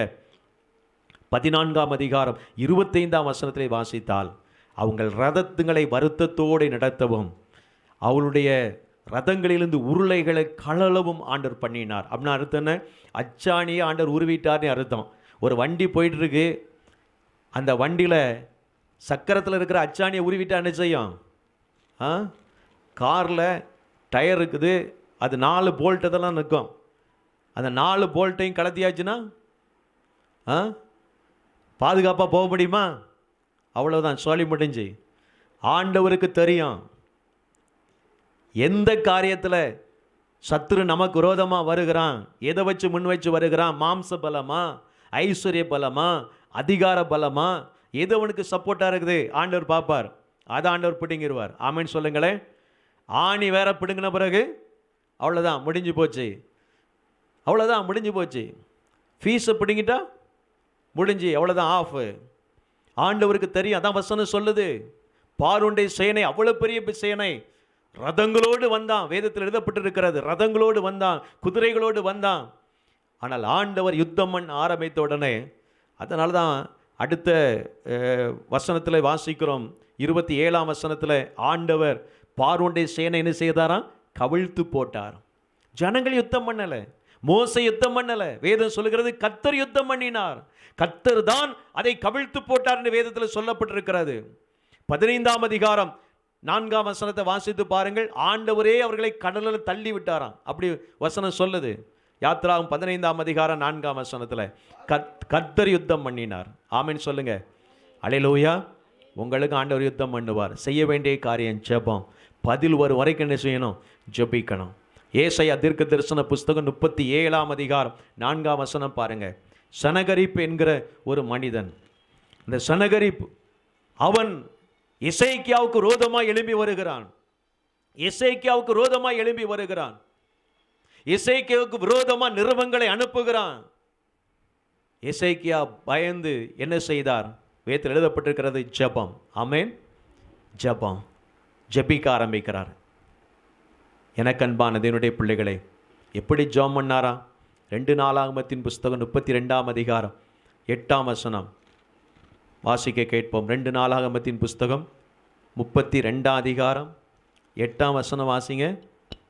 அவனோடு இருக்கிறது மாம்ச புயம், நமக்கு துணை நின்று நம்முடைய யுத்தங்களை நடத்த நம்மோடு இருக்கிறவர் நம்முடைய தேவனாகிய கர்த்தர் தானே. ஆமென் சொல்லுங்க. அல்லேலூயா. அவன் மாம்சத்தில் வர்றான், நம்மோடு கூட யுத்தம் பண்ணுகிறது யாரு? கர்த்தர். ஆமென் சொல்லுங்க. அல்லேலூயா. அதனால தான் 21ஆம் வசனம் சொல்லுகிறது, கர்த்தர் ஒரு தூதனை என்ன செய்தார்? அனுப்பினார். ஒரு தூதனை அனுப்பினார். யுத்தம் பண்ண ஒரு தூதன் அனுப்பினார். ஏசாயா 37-36 வாசிக்கிறோம். ஒரு தூதன் வந்து 180,000 பேர் என்ன செய்தான்? சங்கரித்து போட்டான். ஆமென் சொல்லுங்க. அல்லேலூயா. உங்களுக்காக உங்க பட்சத்தில் நின்று யுத்தம் பண்ணும்படி தேவன் தம்முடைய தூதர் சேனை அனுப்புவார். அவர் தம்முடைய தூதர்களுக்கு கட்டளையிடுவார். பாதம் கல்லில் இடராதபடிக்கு கைகளில் ஏந்தி கொண்டு போவார்கள். ஆண்டவர் தூதர்களுக்கு கட்டளை கொடுக்கிற தேவன், தூதர்களை அனுப்புகிற தேவன். தூதன் வந்தா என்ன நடக்கும்? வேதத்தில் எழுதப்பட்டிருக்கிறது. ஒரு தூதன் வந்து ஏரோது ராஜாவை அடித்தான், அவன் புழுத்து செத்தான் அப்படின்னு வேதத்தில் எழுதப்பட்டிருக்கிறது. தூதர்கள் வந்தா தேவ பிள்ளைகளுக்கு பாதுகாப்பு, சத்துருக்களுக்கு அழிவை கொண்டு வருகிறது. அதான் வேதம் நமக்கு காண்பிக்கிற காரியம். ஆனால் நம்ம என்ன செய்யணும்? ஜெபம் பண்ணணும். எசேக்கியா அப்படி தான் ஜெபம் பண்ணார். எங்கே போய் ஜெபம் பண்ணாராம் தெரியுமா? ஆண்டுடைய சமூகத்தில் போய் ஜெபம் பண்ணார். ஆலயத்தில் போய் ஜெபம் பண்ணினார். தேவனுடைய சமூகத்தில் அதை வைத்து ஜெபம் பண்ணினார். அந்த நிருபங்களை வைத்து எசேக்கியா ராஜா தேவனுடைய சமூகத்தில் வைத்து, ஆண்டவரே ஜனகரிப்பு என்கிற மனிதன் இப்படி எழுதியிருக்கிறான், இதை நீங்கள் கவனிங்க, எனக்காக யுத்தம் பண்ணுங்கன்னு சொல்லி தேவனுடைய சமூகத்தில் வைத்து என்ன செய்தார்? ஜெபம் பண்ணினார். ஆமேன் சொல்லுங்க. அல்லேலூயா. அந்த ஜெபத்தை ஆண்டவர் கேட்டார். ஆமேன். ஜெபத்தை விட்டு விடக்கூடாது. சங்கீதக்காரன் சொல்லுகிறார், இக்கட்டான நேரத்தில் நான் உம்மை நோக்கி கூப்பிடுவேன், ஆண்டவர் என் ஜெபத்தை கேட்டு என்ன செய்வார்? என்னை ரட்சிப்பார் என்று சொல்லி எழுதுகிறார். இக்கட்டான நேரத்தில் தான் நம்ம ஜெபம் பண்ணணும். பிரச்சனை இருக்கிற நேரத்தில் என்ன செய்யணும்? ஜெபிக்கணும். எப்போ பிரச்சனை வருதோ, அதுவும் குறிப்பாக ஜெபத்துக்கு எப்போ பிரச்சனை வருதோ அப்போ இன்னும் மறைமுகமாக ஜெபிக்கணும்னு அர்த்தம். ஆமேன்னு சொல்லுங்கள். அல்லேலூயா. ஆமாம், தானியலுக்கு அப்படி தான் ஜெபிக்கிறதுக்கு தடை வருது. தானியல் 6ஆம் அதிகாரம் 4ஆம் 5ஆம் வசனத்தில். ஏன் ஜெபிக்கிறதுக்கு தடை வருது? சத்துருக்கள் எந்த காரியத்தில் அவனை குற்றம் கண்டுபிடிக்க முகாந்திரம் தேடினாங்க? வேத விஷயத்தில், பரிசுத்த விஷயத்தில், ஜெபிக்கிறதுல, கர்த்தரை ஆராதிக்கிறதுல, கர்த்தருடைய காரியத்தில், கர்த்தருடைய ஊழியத்தில், அதில் குற்றம் கண்டுபிடிக்க தான் காரியத்தை செய்தாங்க. ஆனால் 10ஆம் வசனம் சொல்லுகிறது, அவன் ஜெபத்தை விடலை. ஆமேன். அல்லேலூயா. ஆமாம், சத்துருக்கள் அவன் பார்க்கல, ஆண்டவர் அவன் பார்த்தான். நமக்கு யுத்தம் பண்ணுகிற ஆண்டவர் இருக்கிறார், அவர் அதை பார்த்துட்டு போகிறார். நமக்கு அது தேவையில்லை. அவன் செய்த காரியம் அறை வீட்டுக்குள்ளே உட்கார்ந்து ஜெபிக்கிற ஜெபம். ஆமேன்னு சொல்லுங்க. அல்லேலூயா. அந்த ஜெபத்தினுடைய வல்லமையை பாருங்க. ஆண்டவர் ஒரு தூதனை அனுப்பினார், சிங்கங்களின் வாயை என்ன செய்தார்? கட்டி போட்டார். 3 காரியம் நடக்கிறது. ஒன்று, சிங்கங்களின் வாயை ஆண்டவர் கட்டி போட்டார். 2வது, வேதம் சொல்கிறது, யார் அவனை சிங்க கெபிக்குள்ள போட்டாங்களோ அவர்களையே சிங்கம் என்ன செய்தது? பட்சித்து போட்டது. 3வது, அவனுடைய ஜெபத்தை கேட்டு அந்த ராஜ்யமே அசைக்கப்பட்டது. அந்த ராஜாவே சொல்றான், தானியலின் தெய்வம் தான் தெய்வம் அப்படின்னு ஒரு காலம் வரும், உங்க ஜெபத்துக்கு நிச்சயமாய் பதில் உண்டு. ஆமேன்னு சொல்லுங்க. அல்லேலூயா. நீங்க வடிக்கிற கண்ணீருக்கு நிச்சயமாய் பதில் உண்டு. ஒரு நாளும் ஆண்டுடைய சமூகத்தில் வடிக்கிற கண்ணீர் வீணாய் போகாது. வேதம் சொல்கிறது, உங்களுடைய கண்ணீர் என்னுடைய துருத்தியில் அல்லவோ இருக்கிறது. ஆண்டவர் கணக்கு வைக்கிற தேவன். நிச்சயமா பதில் உண்டு. அந்த நாளில் உயர்வு உங்களை தேடி வரும். ஆமேன்னு சொல்லுங்க. எந்தெந்த காரியத்திலலாம் நீங்கள் போராட்டத்தை சந்திச்சிங்களோ அந்த காரியத்திலலாம் இன்னொரு படி மேலே கர்த்தர் உங்களை கொண்டு போவார். ஆமேன்னு சொல்லுங்களேன். அல்லேலூயா. ஆமாம், ஒரு காலம் ஒரு பிரச்சனை உள்ள ஒரு காலமாக இருக்கலாம். எப்போவுமே ஆண்டவர் அப்படி வச்சுட்டு இருக்கிற மாட்டார். ஆமேன்னு சொல்லுங்களேன். ஆமாம், கர்த்தர் யுத்தம் பண்ணி எல்லா தடைகளையும் மாற்றிடுவார்.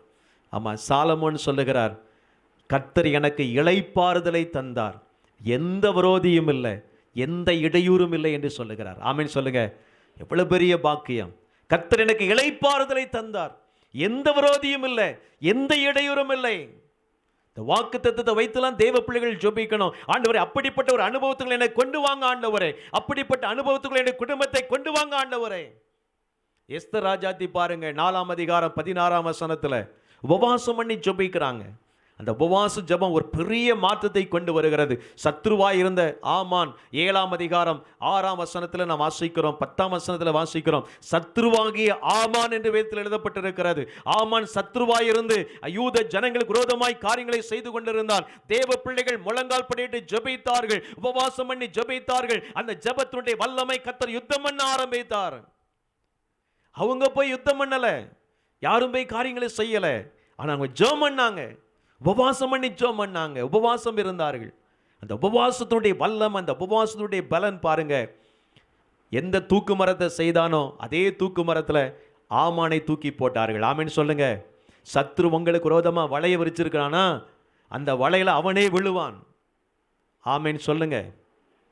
சத்ரு உங்களுக்கு விரோதமாக குழி வெட்டி இருக்கிறானா, அந்த குழியில் அவனே விழுவான். தான் வெட்டின குழியில் தானே விழுந்தான் என்று வேதத்தில் எழுதப்பட்டு இருக்கிறது. உங்களுக்கு விரோதமாக ஏதாவது கண்ணி வச்சிருக்கிறானா, அதே கண்ணியில் அவனே விழுவான்.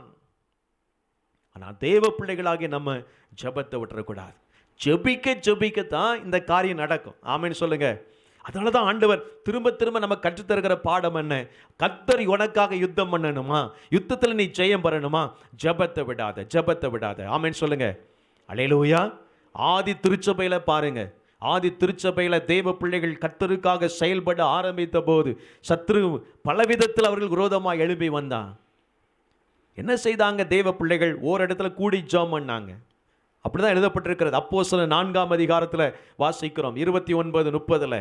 அவங்க கூடி ஜெபம் பண்ணின போது குடியிருந்த இடம் அசைந்தது. எப்படி ஜெபம் பண்ணாங்க?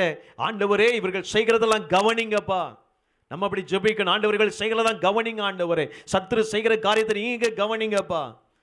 உம்முடைய கரத்தை நீட்டுங்க ஆண்டவரே.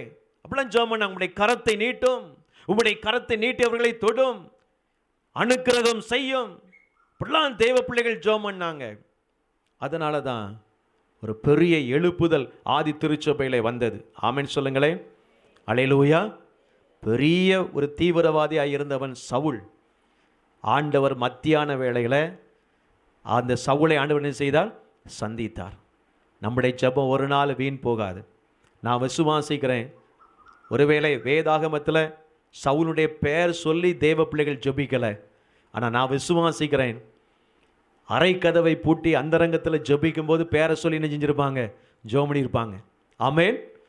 இந்த ஆளு தான் எங்களுக்கு விரோதமாக செயல்படுறான். உம்முடைய கரத்தை நீட்டுங்க ஆண்டவரே, உம்முடைய கரத்தை நீட்டி தொடுங்க ஆண்டவரே. ஒன்று அவருக்குள்ள உணர்வை தாங்க ஆண்டவரே. கல்லான இருதயம் உடைக்கப்படட்டும் ஆண்டவரே. அவர் மனம் திரும்பட்டும் ஆண்டவரே. அப்படிலாம் ஜெபம் பண்ணியிருப்பாங்க. அந்த ஜெபத்தினுடைய வல்லமையை பாருங்க. மத்தியான வேளையில தேவனாகிய கர்த்தர் சவுலை சந்திக்கிறார். நீ துன்பப்படுத்துகிற இயேசு நானே என்று ஆண்டவர் பேசுகிறார். எவ்வளவு பெரிய ஒரு காரியம்! ஒரு மனுஷனை மாற்ற நம்மால முடியாது, நம்முடைய ஜெபம் மாற்றும். ஆமென் சொல்லுங்க.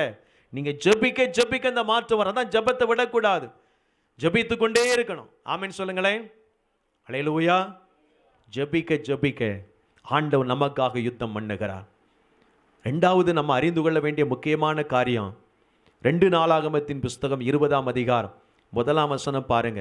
2 நாளாகமத்தின் புஸ்தகம் 20ஆம் அதிகாரம் 1ஆம் வசனத்தில் யோசபாத் என்கிற ஒரு மனிதன், அவனுக்கு எப்பக்கத்திலும் பிரச்சனை, எப்பக்கத்திலும் அங்கே போராட்டம் வருகிறது. வாசிக்க கேட்போம். 2 நாளாகமம் 20ஆம் அதிகாரம் 1ஆம் வசனம் வாசிங்க. இதற்கு பின்பு மோவா புத்திரரும் அம்மோன் புத்திரரும் அவர்களோட அம்மோனியருக்கு அப்புறத்தில் உள்ள மனுஷரோடும் கூட யோசபாத்திற்கு விரோதமாய் யுத்தம் பண்ண வந்தார்கள். யோசபாத்துக்கு விரோதமாய் யுத்தம் பண்ண வந்தார்கள். இங்கே சத்துருக்கள் ஒரு கூட்டமா யோசபாத்துக்கு விரோதமா என்ன செய்யறாங்க? வர்றாங்க. ஒரு பக்கமா வந்தா அதே பக்கத்துல யுத்தத்துக்கு போயிடலாம். இப்ப எப்பக்கத்திலும் அங்கே நெருக்கம் வருகிறது. எப்பக்கத்திலும் யோசபாத்துக்கு விரோதமா இவர்களை நெருக்கி கொண்டு வருகிறார்கள். என்ன நடக்குது பாருங்க. 3ஆம் வசனத்துல உடனே யோசபாத் உபவாசம் பண்ணி ஜெபிக்க ஆரம்பிக்கிறார். ஆமென் சொல்லுங்களேன்.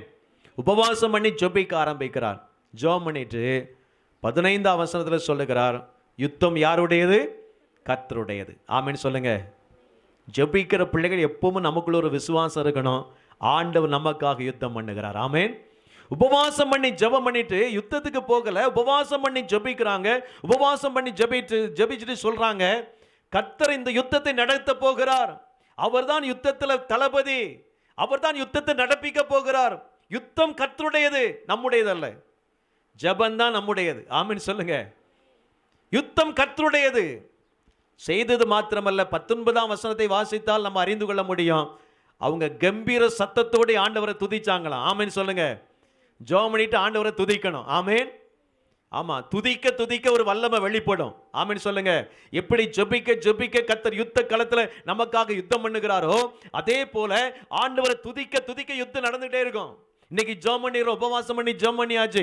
வீட்டுக்கு போன பிறகு ஆண்டவரை துதித்து கொண்டே இருக்கணும். ஆண்டவரே, சத்துருக்களோடு கூட யுத்தம் பண்ணுகிறதற்காக உமக்கு ஸ்தோத்திரம், நீ ஜெயம் கொடுக்கிறதற்காக ஸ்தோத்திரம். அப்படி ஆண்டவரை துதித்து கொண்டே இருக்கணும்.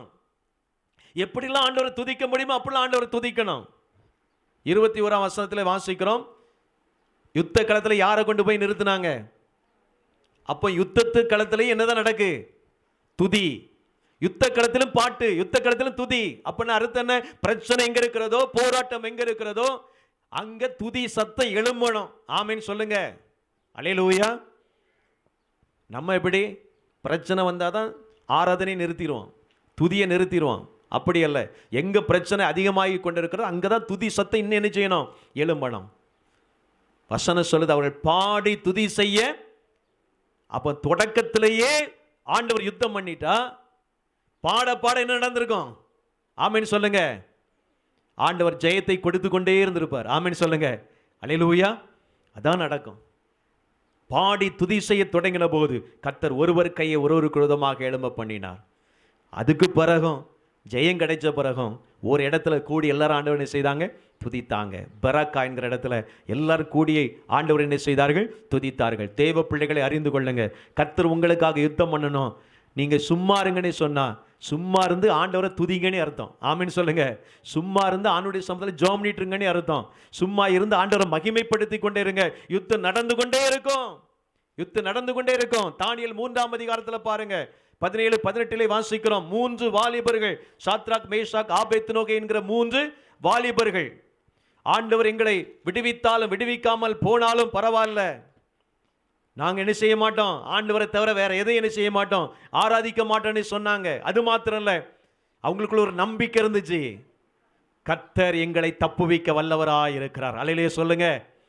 அதான் ஆண்டவர் செய்கிற காரியம். அதான் நம்முடைய நம்பிக்கை. ஜெபிக்கிற தேவ பிள்ளைகளுக்கு ஒரு நம்பிக்கை இருக்கணும். கர்த்தரை ஆராதிக்கிற தேவ பிள்ளைகளுக்குள்ள ஒரு நம்பிக்கை இருக்கணும். கர்த்தருடைய ஊழியத்தை செய்கிற தேவ பிள்ளைகளுக்கு ஒரு நம்பிக்கை இருக்கணும். நம்மோடு கூட இருக்கிற யுத்தம் பண்ணுகிறவர் கர்த்தர். அவர் நம்மை விடுவிப்பார். அவர் நமக்கு ஜெயம் தருவார். அந்த நம்பிக்கை, அந்த விசுவாசம். அதனால தான் அக்கினி சூளைக்குள்ள போடும்போது சாத்ராக், மேஷாக், ஆபேத்நேகோ 3 பேரும் சந்தோஷமா போனாங்க. ஆமென். அல்லேலூயா. ஆனால் யார் தூக்கி போட்டாங்களோ 21ஆம் வசனத்தில் வாசிக்கிறோம், தூக்கி கொண்டு போனவர்களை அக்கினி என்ன செய்தது? பட்சித்து போட்டது. சத்துருக்களுக்கு அழிவு. ஆனால் அதே நேரத்தில் அந்த பிரச்சனை, போராட்டம் தேவ பிள்ளைகளுக்கு சுகமாயிருந்தது. என்ன காரணம் தெரியுமா? உள்ள போகும்போது பாட்டு பாடிக்கிட்டே போனாங்க. ஆமென் சொல்லுங்க. அல்லேலூயா. அதனால தான் 3 வாலிபர் கீதம் அப்படின்னு சொல்லி ஆண்டவரை போற்றி போற்றி போற்றி துதிக்கிற பாடல் இன்றைக்கும் தேவ பிள்ளைகள் படிக்கிறத நம்ம பார்க்கிறோம். அந்த அக்கினி சூளைக்குள்ளே போடப்பட்ட பொழுது ஆண்டவரை பாடுனாங்க, ஆண்டவரை துதி பண்ணாங்க, ஆண்டவரை ஸ்தோத்திரம் பண்ணாங்க. அதனால தான் பரலோகத்தின் தேவனாகிய கர்த்தர் அக்கினி சூளைக்குள்ளே கடந்து வந்தார். ஆமென் சொல்லுங்க. இன்றைக்கு நீங்கள் இருக்கிற இடத்துல, பிரச்சனை உள்ள இடத்துல, போராட்டம் உள்ள இடத்துல துதி சத்தத்தை எழுப்புங்க. ஆண்டவரை துதிக்க ஆரம்பிங்க. கர்த்தரை துதிக்க துதிக்க, கர்த்தரை மகிமைப்படுத்த மகிமைப்படுத்த, நீங்க துதிக்கிற இடத்துல தேவனுடைய பிரசன்னம், தேவனுடைய வல்லமை கடந்து வரும். ஆமென். அல்லேலூயா. கர்த்தர் யுத்தம் பண்ணும்படி உங்களுக்காக எழுந்தருளி இருப்பார். அதை நீங்க ஆவியில உணர முடியும்.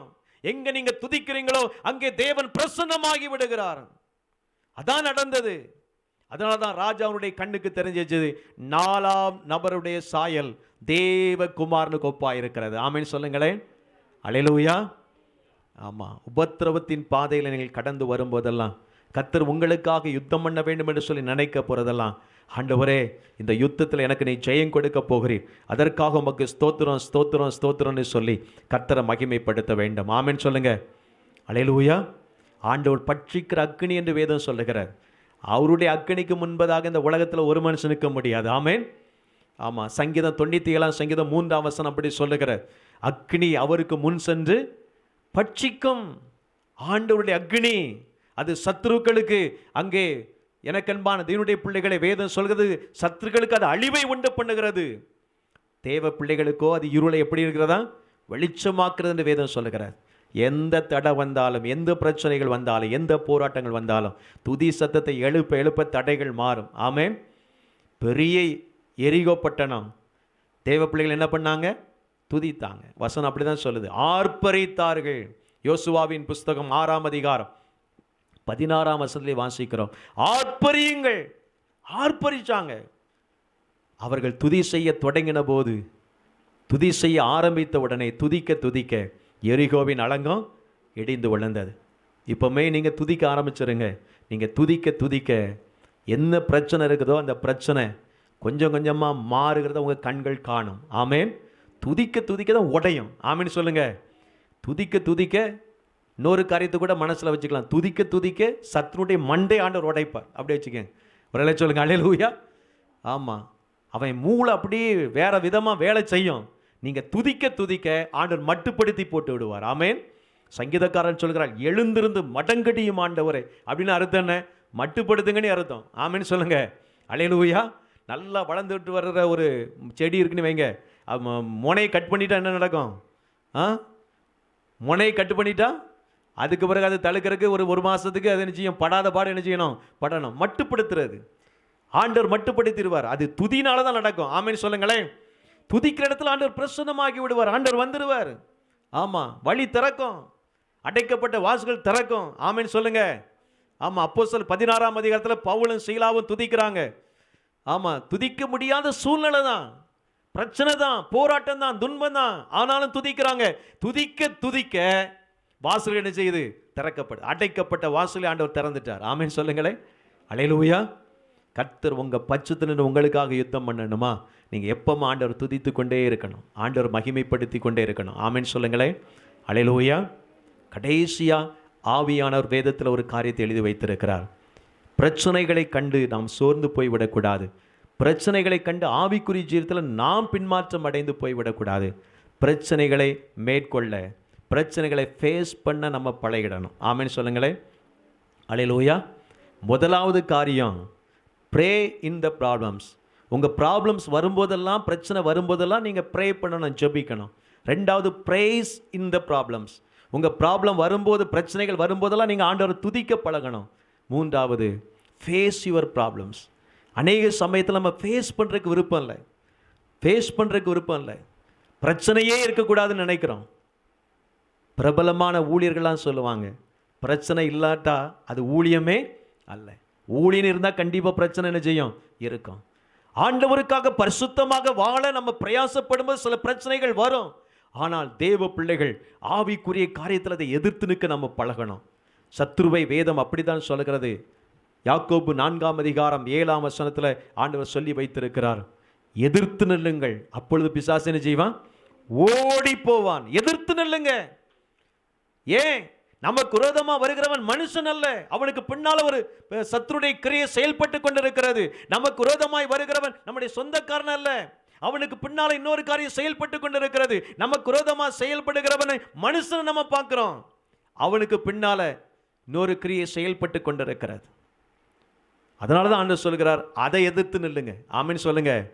மனுஷனை எதிர்த்து நிற்க வேண்டாம், அந்த அந்நிய கிரியைகளை நம்ம என்ன செய்யணும்? எதிர்த்து நிற்க வேண்டும். 1 பேதுருவின் புஸ்தகம் 5ஆம் அதிகாரம் 9ஆம் வசனத்திலே வாசிக்கிறோம், விசுவாசத்தில் உறுதியாயிருந்து அவனுக்கு என்ன செய்யுங்க? விசுவாசத்தில் உறுதி. கர்த்தர் எனக்கு எப்படியும் ஜெயம் கொடுப்பார். ஆமீன் சொல்லுங்களேன். அல்லேலூயா. அந்த விசுவாசத்தில் உறுதியாக இருந்தாலே எதிர்த்து நிற்கக்கூடிய ஒரு பழக்கம் வந்துடும். ஆமீன் சொல்லுங்க. ஆமாம், எபேசியர் 6ஆம் அதிகாரத்தில் ஆண்டவர் பிசாசினால் வரக்கூடிய போராட்டத்திலெல்லாம் பரிசுத்த ஆவியானவர் பவுலின் மூலமாக எழுதி வைத்திருக்கிறார். எழுதிட்டு நீங்கள் 11ஆம் வசனத்தில் யுத்தம் உண்டு, போராட்டம் உண்டு எல்லாம் ஆண்டவர் சொல்லிட்டு 12ஆம் வசனத்தில் ஆண்டவர் சொல்லும்போது தீங்கு நாளில் அவைகளை நீங்கள் என்ன செய்யணும்? ஆமீன் சொல்லுங்க. அல்லேலூயா. இது கடைசி நாட்கள், தீங்கு நாட்கள். இந்த நாட்களில் தேவ பிள்ளைகள் எதிர்த்து நிற்க நம்ம பழகணும். ஆமீன் சொல்லுங்க. பயந்து நம்ம ஓடக்கூடாது. ஆமாம், அவன் பெரிய ஆளாக நின்றுட்டு இருப்பான், பெரிய கோழியாத்தான் நின்று கொண்டு இருப்பான். ஆமாம், கோழியாத்த அளவெல்லாம் சொன்னால் கொஞ்சம் பயம் வரத்தானே செய்யும். அவன் பேசுகிற பேச்சை பார்த்தா சில நேரம் நமக்கு பயம் வரத்தானே செய்யும். வசனம் அப்படி தான் சொல்லுகிறது. கோலியாத் அன்றைக்கு இஸ்ரவேல் ஜனங்கள் முன்பதாக நின்று கொண்டிருந்த பொழுது 1 சாமுவேலின் புஸ்தகம் 17ஆம் அதிகாரம் 4ஆம் வசனத்தில் வாசிக்கிறோம், இஸ்ரவேலின் தேவனை நிந்தித்தான், அவமானப்படுத்தினான், தேவ ஜனங்களை அவமானப்படுத்தினான், நிந்தித்தான், பலவிதமான காரியங்களை செய்தான். கோலியாத்தை பார்த்த உடனே ராஜா சவுல் கூட கொஞ்சம் பின்வாங்கினார். அப்படிதான் வசனம் சொல்லுது. ஆனால் தாவீது எப்பமாவது பின்வாங்கினாரா? பின்வாங்கவே இல்லை. ஒரு தூசி மாதிரி தட்டி விட்டார். ஆமீன் சொல்லுங்க. அல்லேலூயா. ஆமாம், 1 சாமுவேலின் புஸ்தகம் 17ஆம் அதிகாரம் 42ஆம் வசனத்தில் அவன் தாவீதை அசட்டை பண்ணினான் என்று வேதம் சொல்லுகிறார். கோலியாத் அவ்வளவு தாவீதை என்ன செய்தான்? அசட்டை பண்ணினான். அடுத்த வசனத்தை வாசிக்கிறோம், சபித்தான். அதெல்லாம் காரியத்தை செய்தான். ஆனால் எனக்கு அன்பான தேவனுடைய பிள்ளைகளே, உங்கள் கூட இருக்கிற பரிசுத்த ஆவியானவரை சத்துரு எப்போது விசனப்படுத்துகிறானோ உங்களுக்கு ஒரு ஆவியான சும்மா இருக்க மாட்டார். இதுக்கு ஒரு அலையிலே சொல்லுங்க, அல்லேலூயா. வசனம் இருக்குதா? ஏசாயா தீர்க்க தரிசன புஸ்தகம் 63ஆம் அதிகாரம் 10ஆம் வசனம் வாசிங்க. ஏசாயா 60. அவர்களோ கலகம் பண்ணி அவருடைய பரிசுத்த ஆவியை விசனப்படுத்தினார்கள். அவர்களோ கலகம் பண்ணி அவருடைய பரிசுத்த ஆவியை விசனப்படுத்தினார்கள். அதனால் அவர்களுக்கு சத்துருவாய் மாறி அவரே அவர்களுக்கு விரோதமாய் யுத்தம் பண்ணினார். ஆமென் சொல்லுங்க, அல்லேலூயா. அதான் புதிய ஏற்பாட்டின் புஸ்தகத்தில் ஆண்டவர் எழுதி வைத்திருக்கிறார். உங்களுக்குள்ளே இருக்கிற பரிசுத்த ஆவியானவர் உங்க மூலமா மகிமைப்படுகிறார். அவர்கள் மூலமா என்ன செய்கிறார்? தூசிக்கப்படுகிறார். உங்களை நிந்திக்கும் போது, உங்களை வேதனைப்படுத்தும் போது ஆண்டவர் சும்மா பார்த்துக்கொண்டு சும்மா இருக்க மாட்டார். ஆமென் சொல்லுங்க. அதனால்தான் சவுல் சபையை வேதனைப்படுத்தினான், சபையை துன்பப்படுத்தினான், ஊழியர்களை வேதனைப்படுத்தினான், பொய் குற்றம் சாட்டி அநேகரை சிறைச்சாலையில கொண்டு போய் தள்ளினான், பொய் கேசு போட்டான். ஆனா வசனம் சொல்லுது, இயேசு அவனை சந்தித்த பொழுது மத்தியான வேளை சொன்னார், நீ துன்பப்படுத்துகிற இயேசு நீ நினைச்சுக்கிட்டு இருக்கிற, நீ ஊழியக்காரர்களை துன்பப்படுத்துகிறோம், சபையை துன்பப்படுத்துகிறோம், சாதாரண ஏழை மக்களை துன்பப்படுத்த நினைச்சிட்டு இருக்க. இல்லை, என்னை ஆராதிக்கிற பிள்ளைகளை துன்பப்படுத்தினால் நீ என்னை துன்பப்படுத்துகிறாய். என் சமூகத்தில் ஜெபிக்கிற தேவ பிள்ளைகளை துன்பப்படுத்தினால் என்ன துன்பப்படுத்துகிற? என்னுடைய ஊழியத்தை செய்கிற தேவ பிள்ளைகளை துன்பப்படுத்தினால் என்னை நீ துன்பப்படுத்துகிறாய், என்ன நீ வேதனைப்படுத்துகிறாய். ஆனா ஒன்றை அறிந்து கொள், என்ன துன்பப்படுத்துறதுனால முள்ளில் உதைக்கிறது உனக்கு தான் வலிக்க போகுது. ஆமென் சொல்லுங்க, அல்லேலூயா. அழிவு உனக்கு தான், பிரச்சனை உனக்கு தான். அந்த ஒரு நொடி பொழுதுல ஒரு மாற்றம் வந்துச்சு பாருங்க, சவுல் பவுலாய் மாறிட்டார். ஆமென் சொல்லுங்க, அல்லேலூயா. மாறல ஆண்டவர் விட மாட்டார். ஆமென் சொல்லுங்க. ஒன்று மாற்றம் இல்லாவிட்டால் ஆண்டவர் செய்கிற காரியம் பயங்கரமாக இருக்கும் என்று வேதம் சொல்லுகிறது. கர்த்தர் சத்துருக்களோடு கூட யுத்தம் பண்ண ஆரம்பிச்சிருவார். எனக்கு அன்பான தேவனுடைய பிள்ளைகளை, அதனால தான் எவ்வளவு சபித்தாலும் கூட தாவீது பயப்படலை. வேதத்தில் ஒரு வசனம் எழுதப்பட்டிருக்கிறது. 1 சாமுவேலின் புஸ்தகம் 17ஆம் அதிகாரம் 48ஆம் வசனத்தில், கோலியாத்துக்கு எதிராக அவன் ஓடினான், ஃபேஸ் பண்ணான். ஆமென் சொல்லுங்க. கோலியாத்து முன்னால் போய் நின்னான், எதிராக ஓடினான் என்று வேதம் சொல்லுகிறது. ஏன் தெரியுமா? அவனுக்கு தெரியும், நம்மோடு கூட இருக்கிற ஆண்டவர் வல்லமை உள்ளவர், அவர் யுத்தத்தில் வல்லமை உள்ளவர், அவர் யுத்தத்தில் பராக்கிரம் உள்ள கர்த்தர், அவர் ஜெயம் கொடுக்கிற தேவன். அதனால தான் சொன்னான் 45ஆம் வசனத்தில், கர்த்தராகிய இயேசுவின் நாமத்தினாலே வருகிறேன், கர்த்தருடைய நாமத்தினாலே வருகிறேன், இராணுவங்களின் தேவனாகிய கர்த்தருடைய நாமத்தினாலே செய்கிறேன், வருகிறேன். ஏன் பலத்தினால வரல, கர்த்தருடைய நாமத்தினாலே வருகிறேன். 47ஆம் வசனத்தில், யுத்தம் கர்த்தருடையது, யுத்தம் என்னுடையதல்ல, நான் யுத்தம் பண்ண போறதில்லை. எங்கள் ஆண்டவர் பட்டயத்தினாலும் ஈட்டினாலும் ரட்சிக்கிறவர் அல்ல. ஆமென் சொல்லுங்க, அல்லேலூயா. எதிராக ஓடினான், பயந்து பின்மாற்றம் அடைந்து போகலை, எதிர்த்து நின்றா, ஃபேஸ் பண்ணா.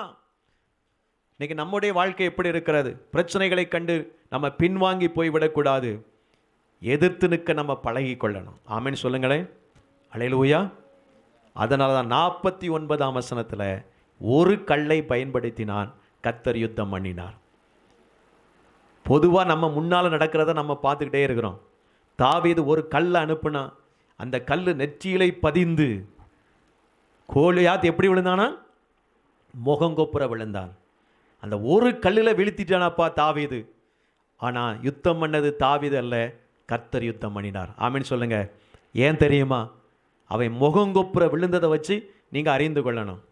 ஒருவேளை நெற்றியில் பட அவன் எரிந்தபொழுது நெற்றிக்குள்ளே பதிந்ததினால் அப்படின்னு வேதம் சொல்றதுனால, நெற்றியில் பதிந்த உடனே எப்படி தான் விழுந்திருக்கணும்? மல்லாக்க தான் செஞ்சிருக்கணும், விழுந்திருக்கணும். அவனா எப்படி விழுறான்? முகங்கொப்புற விழுந்தான். என்ன அர்த்தம்?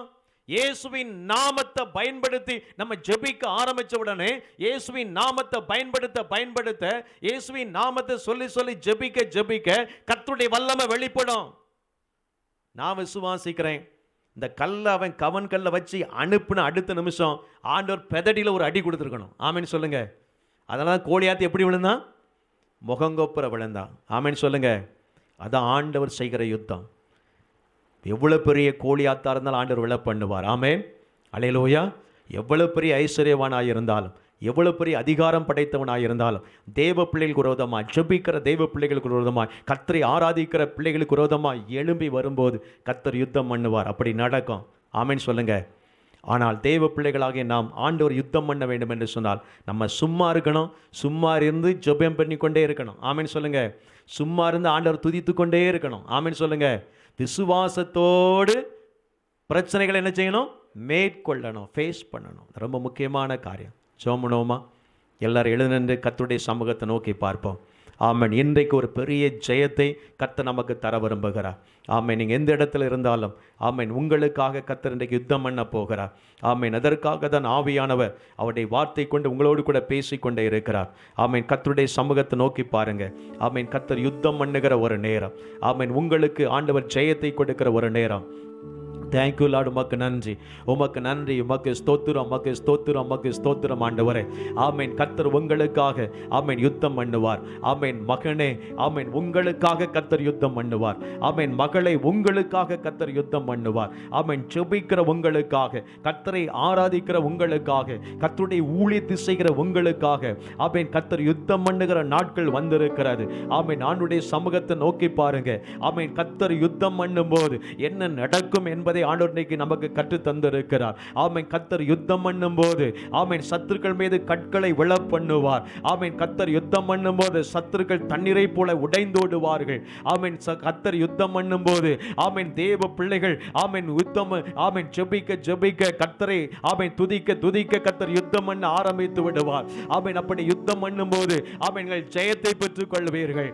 ஆமென். ஜெயத்தை பெற்றுக் கொள்வீர்கள். ஆமென். உங்களுக்கு சேதம் அல்ல.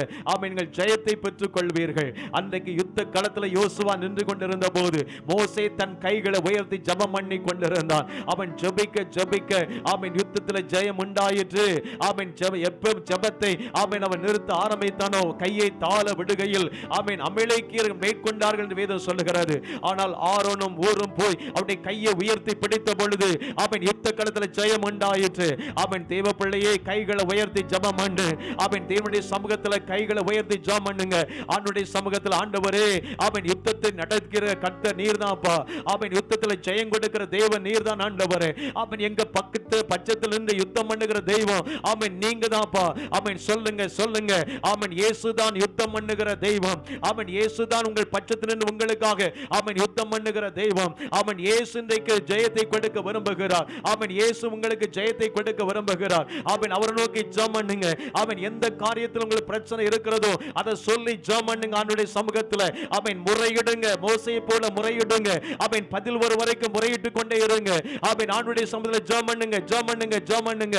கர்த்தருடைய சமூகத்தில் வைத்து ஜெபம் பண்ணுங்க. ஆமென். எசேக்கியா கர்த்தருடைய சமூகத்தில் வைத்து ஜெபித்ததை போல கர்த்தருடைய சமூகத்தில் வைத்து ஜெபம் பண்ணுங்க. ஆமென். எஸ்தர் உபவாசம் பண்ணி ஜெபித்ததை போல ஆமென் நீங்கள் கர்த்தருடைய சமூகத்தில் வைத்து ஆமென் உபவாசத்தை ஜெபிக்க ஜெபிக்க ஆமென் சத்துருடைய கிரியைகள் அழிக்கப்படும். ஆமென். சத்துருடைய கிரியைகள் அழிக்கப்படும். ஆமென். தேவன் தம்முடைய கரத்தை சத்துருக்கு விரோதமாய் ஆமென் எடுப்பார். ஆமென். தேவன் தம்முடைய வல்லமையை விளங்க பண்ணுவார். ஆமென். இன்றைக்கு ஜெயத்தை காண போகிறீங்க. ஆமென். கர்த்தருடைய சமூகத்தில் வாயை திறந்து ஜெபம் பண்ணுங்க. ஆண்டவரே ஆமென் இந்த சகோதரன் இந்த சகோதரி அல்லது இந்த மனிதன் ஆமென் அல்லது இந்த குடும்பம் ஆமென் எனக்கு விரோதமாய் எழும்பி வருகிறார்கள். கர்த்தருடைய வல்லமை அனுப்புவீராக. கர்த்தருடைய வல்லமை அனுப்புவீராக. ஆமென். இன்றைக்கு கர்த்தர் யுத்தம் பண்ணுங்க ஆண்டவரே. ஆமென். ஜெயம் உண்டாகட்டும் இயேசுவின் நாமத்தில். ஆமென். கர்த்தர் ஜெயம் உண்டாகட்டும். ஆமென். சத்துருடைய கிரியைகள் அழிக்கப்படுவதாக. ஆமென். சத்துருடைய கிரியைகள் அழிக்கப்படுவதாக. ஆமென். எழுந்தருளுங்க கர்த்தாவே. ஆமென். மனுஷன் பலம் கொள்ளாதபடி செய்யும். ஆமென். எழுந்தருளும் கர்த்தாவே. ஆமென். உம்மை பகைக்கிற யாவரும் உமக்கு முன்பாக ஓடி போவார்களாக. ஆமென். ஒருவர் கையை ஒருவருக்கு விரோதமாய் ஆமென் கர்த்தர் எழும்ப பண்ணுவீராக. கர்த்தருடைய கரத்தை நீட்டுவீராக.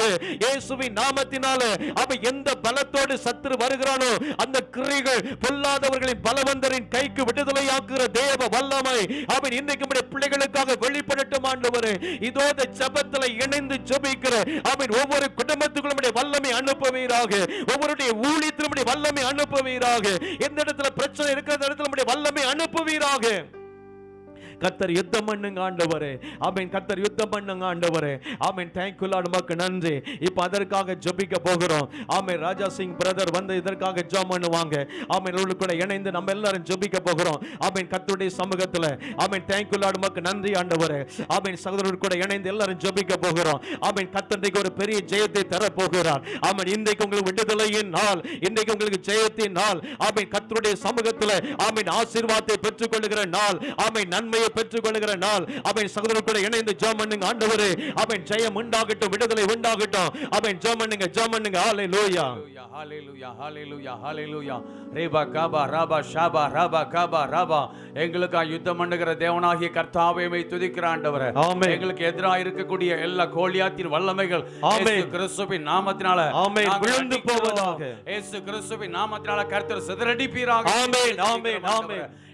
எங்களுக்கு எதிராக இருக்கக்கூடிய எல்லா எரிகோக்கள் விழுந்து நொறுங்குவதாக. ஆமென், ஆமென், ஆமென். எங்களுக்கு விரோதமாக இருக்கக்கூடிய எல்லா அமிலேக்க வல்லமைகள் எல்லாம் அழிக்கப்படுவதாக. ஆமென், ஆமென், எல்லா ஆமென். மனுஷிக வல்லமைகள் சிதறடிக்கப்படுவதாக. ஆமென், ஆமென், எங்களுக்கு ஆமென். விரோதமாக இருக்கக்கூடிய ஆயுதங்கள் வாய்க்காமல் போவதாக. ஆமென், ஆமென், ஆமென், ஆமென். கர்த்தாவே, வேதத்திலே நாங்கள் தியானித்தது போல ஹalleluya. கர்த்தாவே, யுத்தம் கர்த்தருடைய என்று அறிக்கை எடுக்கிற ஆண்டவரே. ஆமென், ஆமென், எங்களுக்கு ஆமென். ஜெயம் கொடுக்கிற விசுவாசிக்கிறோம் தேவனுக்கு ஆண்டவரே. நன்றி. இயேசு கிறிஸ்துவின் நாமத்தினால ஜெயம் கொடுக்கிற தேவனுக்கு நன்றி செலுத்துகிறோம். ஆமென், ஆண்டவரே. ஆமென், ஜெபத்தை ஆமென். கேட்கிறவரே உம்மை துதிக்கிறோம்.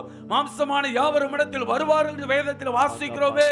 கர்த்தாவே, எங்களுக்கு விரோதமாய் இருக்கிறவர்கள், இந்த ஜெபத்திற்கு விரோதமாய் இருக்கிறவர்கள் எல்லாரும் அறிகிற அறிவுக்கு நேராய் திருப்பப்படட்டும். ஆமென், ஆமென், ஆமென், துதிக்கிறோம். ஆமென். ஒருவர் கூட வஞ்சிக்கப்படாதபடி, ஆமென், ஒருவர் கூட ஆமென், கெட்டுப் ஆமென், போகாதபடி, ஆமென், ஆமென். கர்த்தாவே, ஜனங்கள் உம்மை அறிய வேண்டும் ஆண்டவரே. ஆமென், ஆமென். கர்த்தாவே, உம்மை துதிக்கிறோம் ஆண்டவரே. ஸ்தோத்திரிக்கிறோம், அப்பா, உம்மை ஸ்தோத்திரிக்கிறோம். துதிக்கிற ஆண்டவரே. மாம்சம் எல்லாம் புல்லை போலவும் அதன் மேன்மை எல்லாம் புல்லின் பூவை போலவும் ஒளிந்து போகும் என்று வேதத்தில் வாசிக்கிறோம். ஆமென், ஆமென், உம்முடைய வசனமோ நிலைத்திருக்கும் ஆண்டவரே. ஆமென். உம்முடைய வசனத்தை கேட்கிறவர்கள், உம்முடைய வசனத்துக்கு கீழ்ப்படிகிறவர்கள் ஆமென், ஆமென். எல்லாரும் மேலும் தேவ கிருபை உண்டாவதாக. ஆமென். தேவ சமாதானம் உண்டாவதாக. ஆமென். தேவனுடைய பாதுகாப்பு உண்டாவதாக. ஆமென். எல்லா பொல்லாப்புக்கு விலக்கி நடத்துவீராக. ஆமென், ஆமென், கர்த்தாவே, உம்மை துதிக்கிறோம்.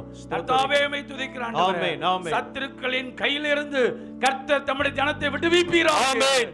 கர்த்தர் பொல்லாதவர்களுடைய கூட்டத்தினுடைய யோசனைகளுக்கு ஒப்புக்கொடாதிருப்பீராக. ஆமென், ஆமென், சத்துருக்களின் இஷ்டத்திற்கு ஒப்புக்கொடாதிருப்பீராக. ஆமென், ஆமென். ஜெபிக்கிறோம். துதி கன மகிமை எல்லாம் உமக்கு தருகிறோம். ஆமென். இயேசு கிறிஸ்துவின் நாமத்தில் பிதாவே. ஆமென், ஆமென். கரங்களை தட்டி கர்த்தரை ஸ்தோத்திரம் பண்ணுங்க. ஆமென். ஜெபிக்க ஜெபிக்க கர்த்தருடைய வல்லமை வெளிப்படுகிறது. ஆமென். கர்த்தருக்கு நன்றி சொல்லுங்க. ஆண்டவரை துதிங்க. ஆமென். மனதார கர்த்தரை ஸ்தோத்திரம் பண்ணுங்க. ஆண்டவரே, நீ ஜெயம் கொடுத்து விட்டதற்காக ஸ்தோத்திரம். ஆமென். நன்மைகளுடைய கண்கள் காண போகிறதற்காக உமக்கு நன்றி. ஆமென். சத்துருடைய கிருகள் அழிக்கப்படுகிறதற்காக நன்றி. மந்திர தந்திர வல்லமைகள், பிள்ளை சூனியத்தின் வல்லமைகள் ஆமென் செயல்ந்து போகிறதற்காக நன்றி. ஆமென். இயேசுவின் நாமத்தினால் கடின இருதயங்கள் ஆமென் உடைக்கப்படுகிறதற்காக நன்றி. ஆமென். மனம் திரும்புதல் உண்டாகிறதற்காக நன்றி. ஆமென். உணர்வடைகிறதற்காக நன்றி.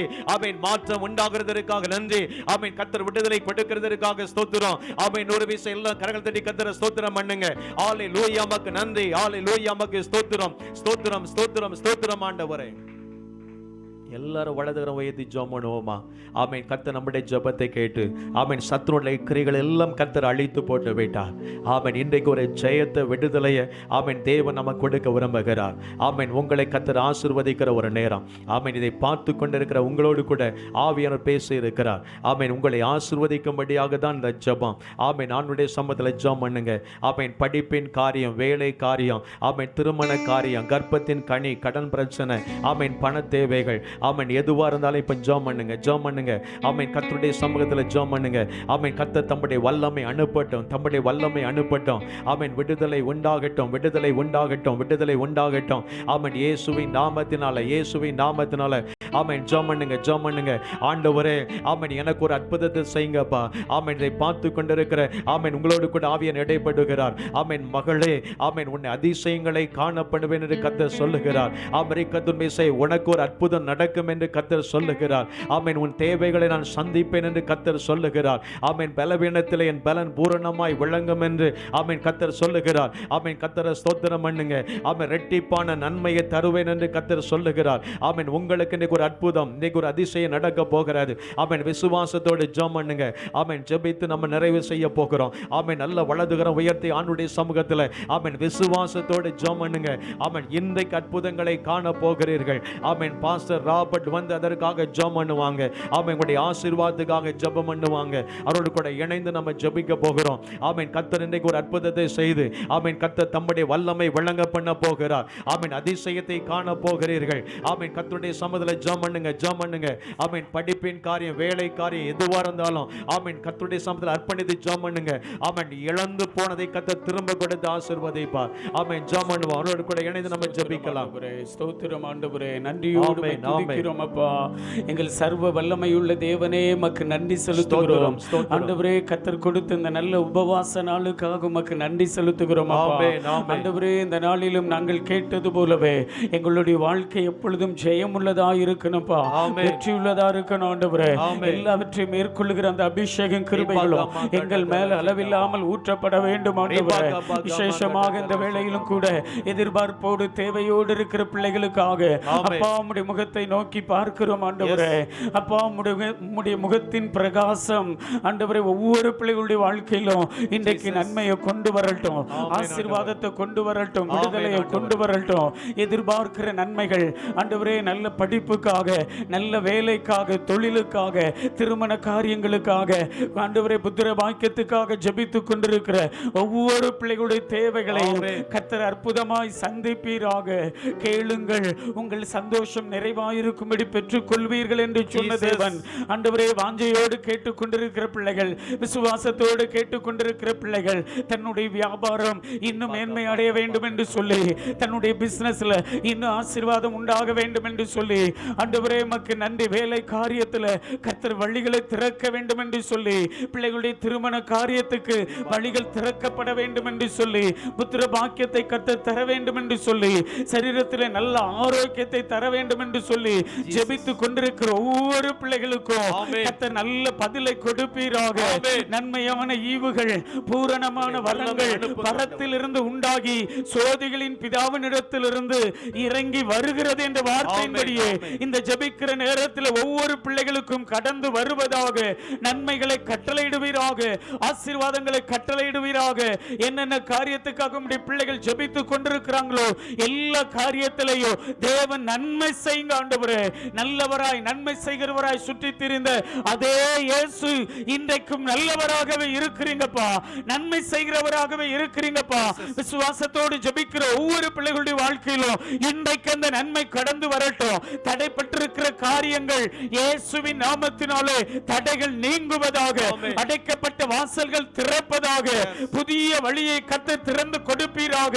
ஆண்டவரே, இதோ நான் புதிய காரியத்தை செய்கிறேன், அது இப்பொழுதே தோன்றும் என்று அறியாயோ?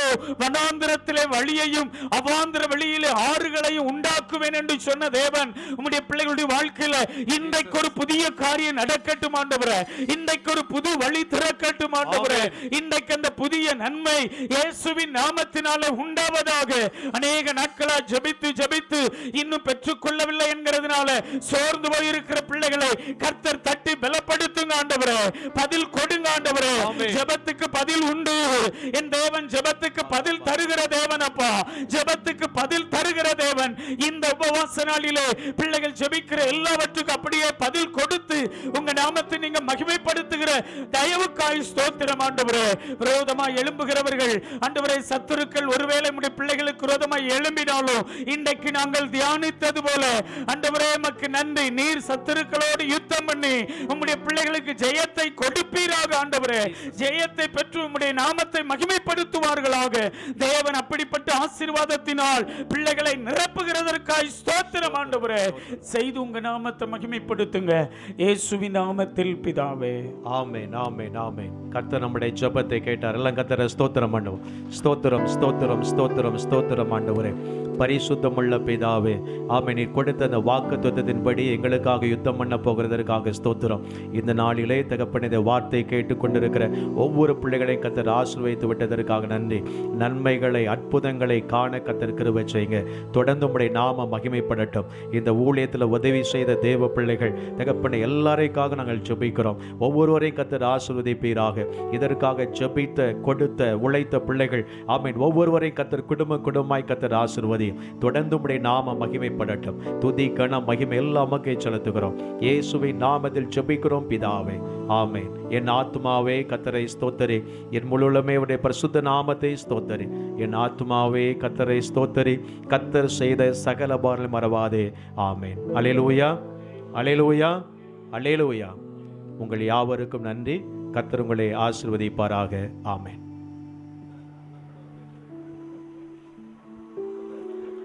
நீங்கள் ஜெபிக்க வேண்டும் என்று சொல்லி விரும்பினால் ஜெப தொடர்புக்கு 8903 660044 அல்லது 8903 66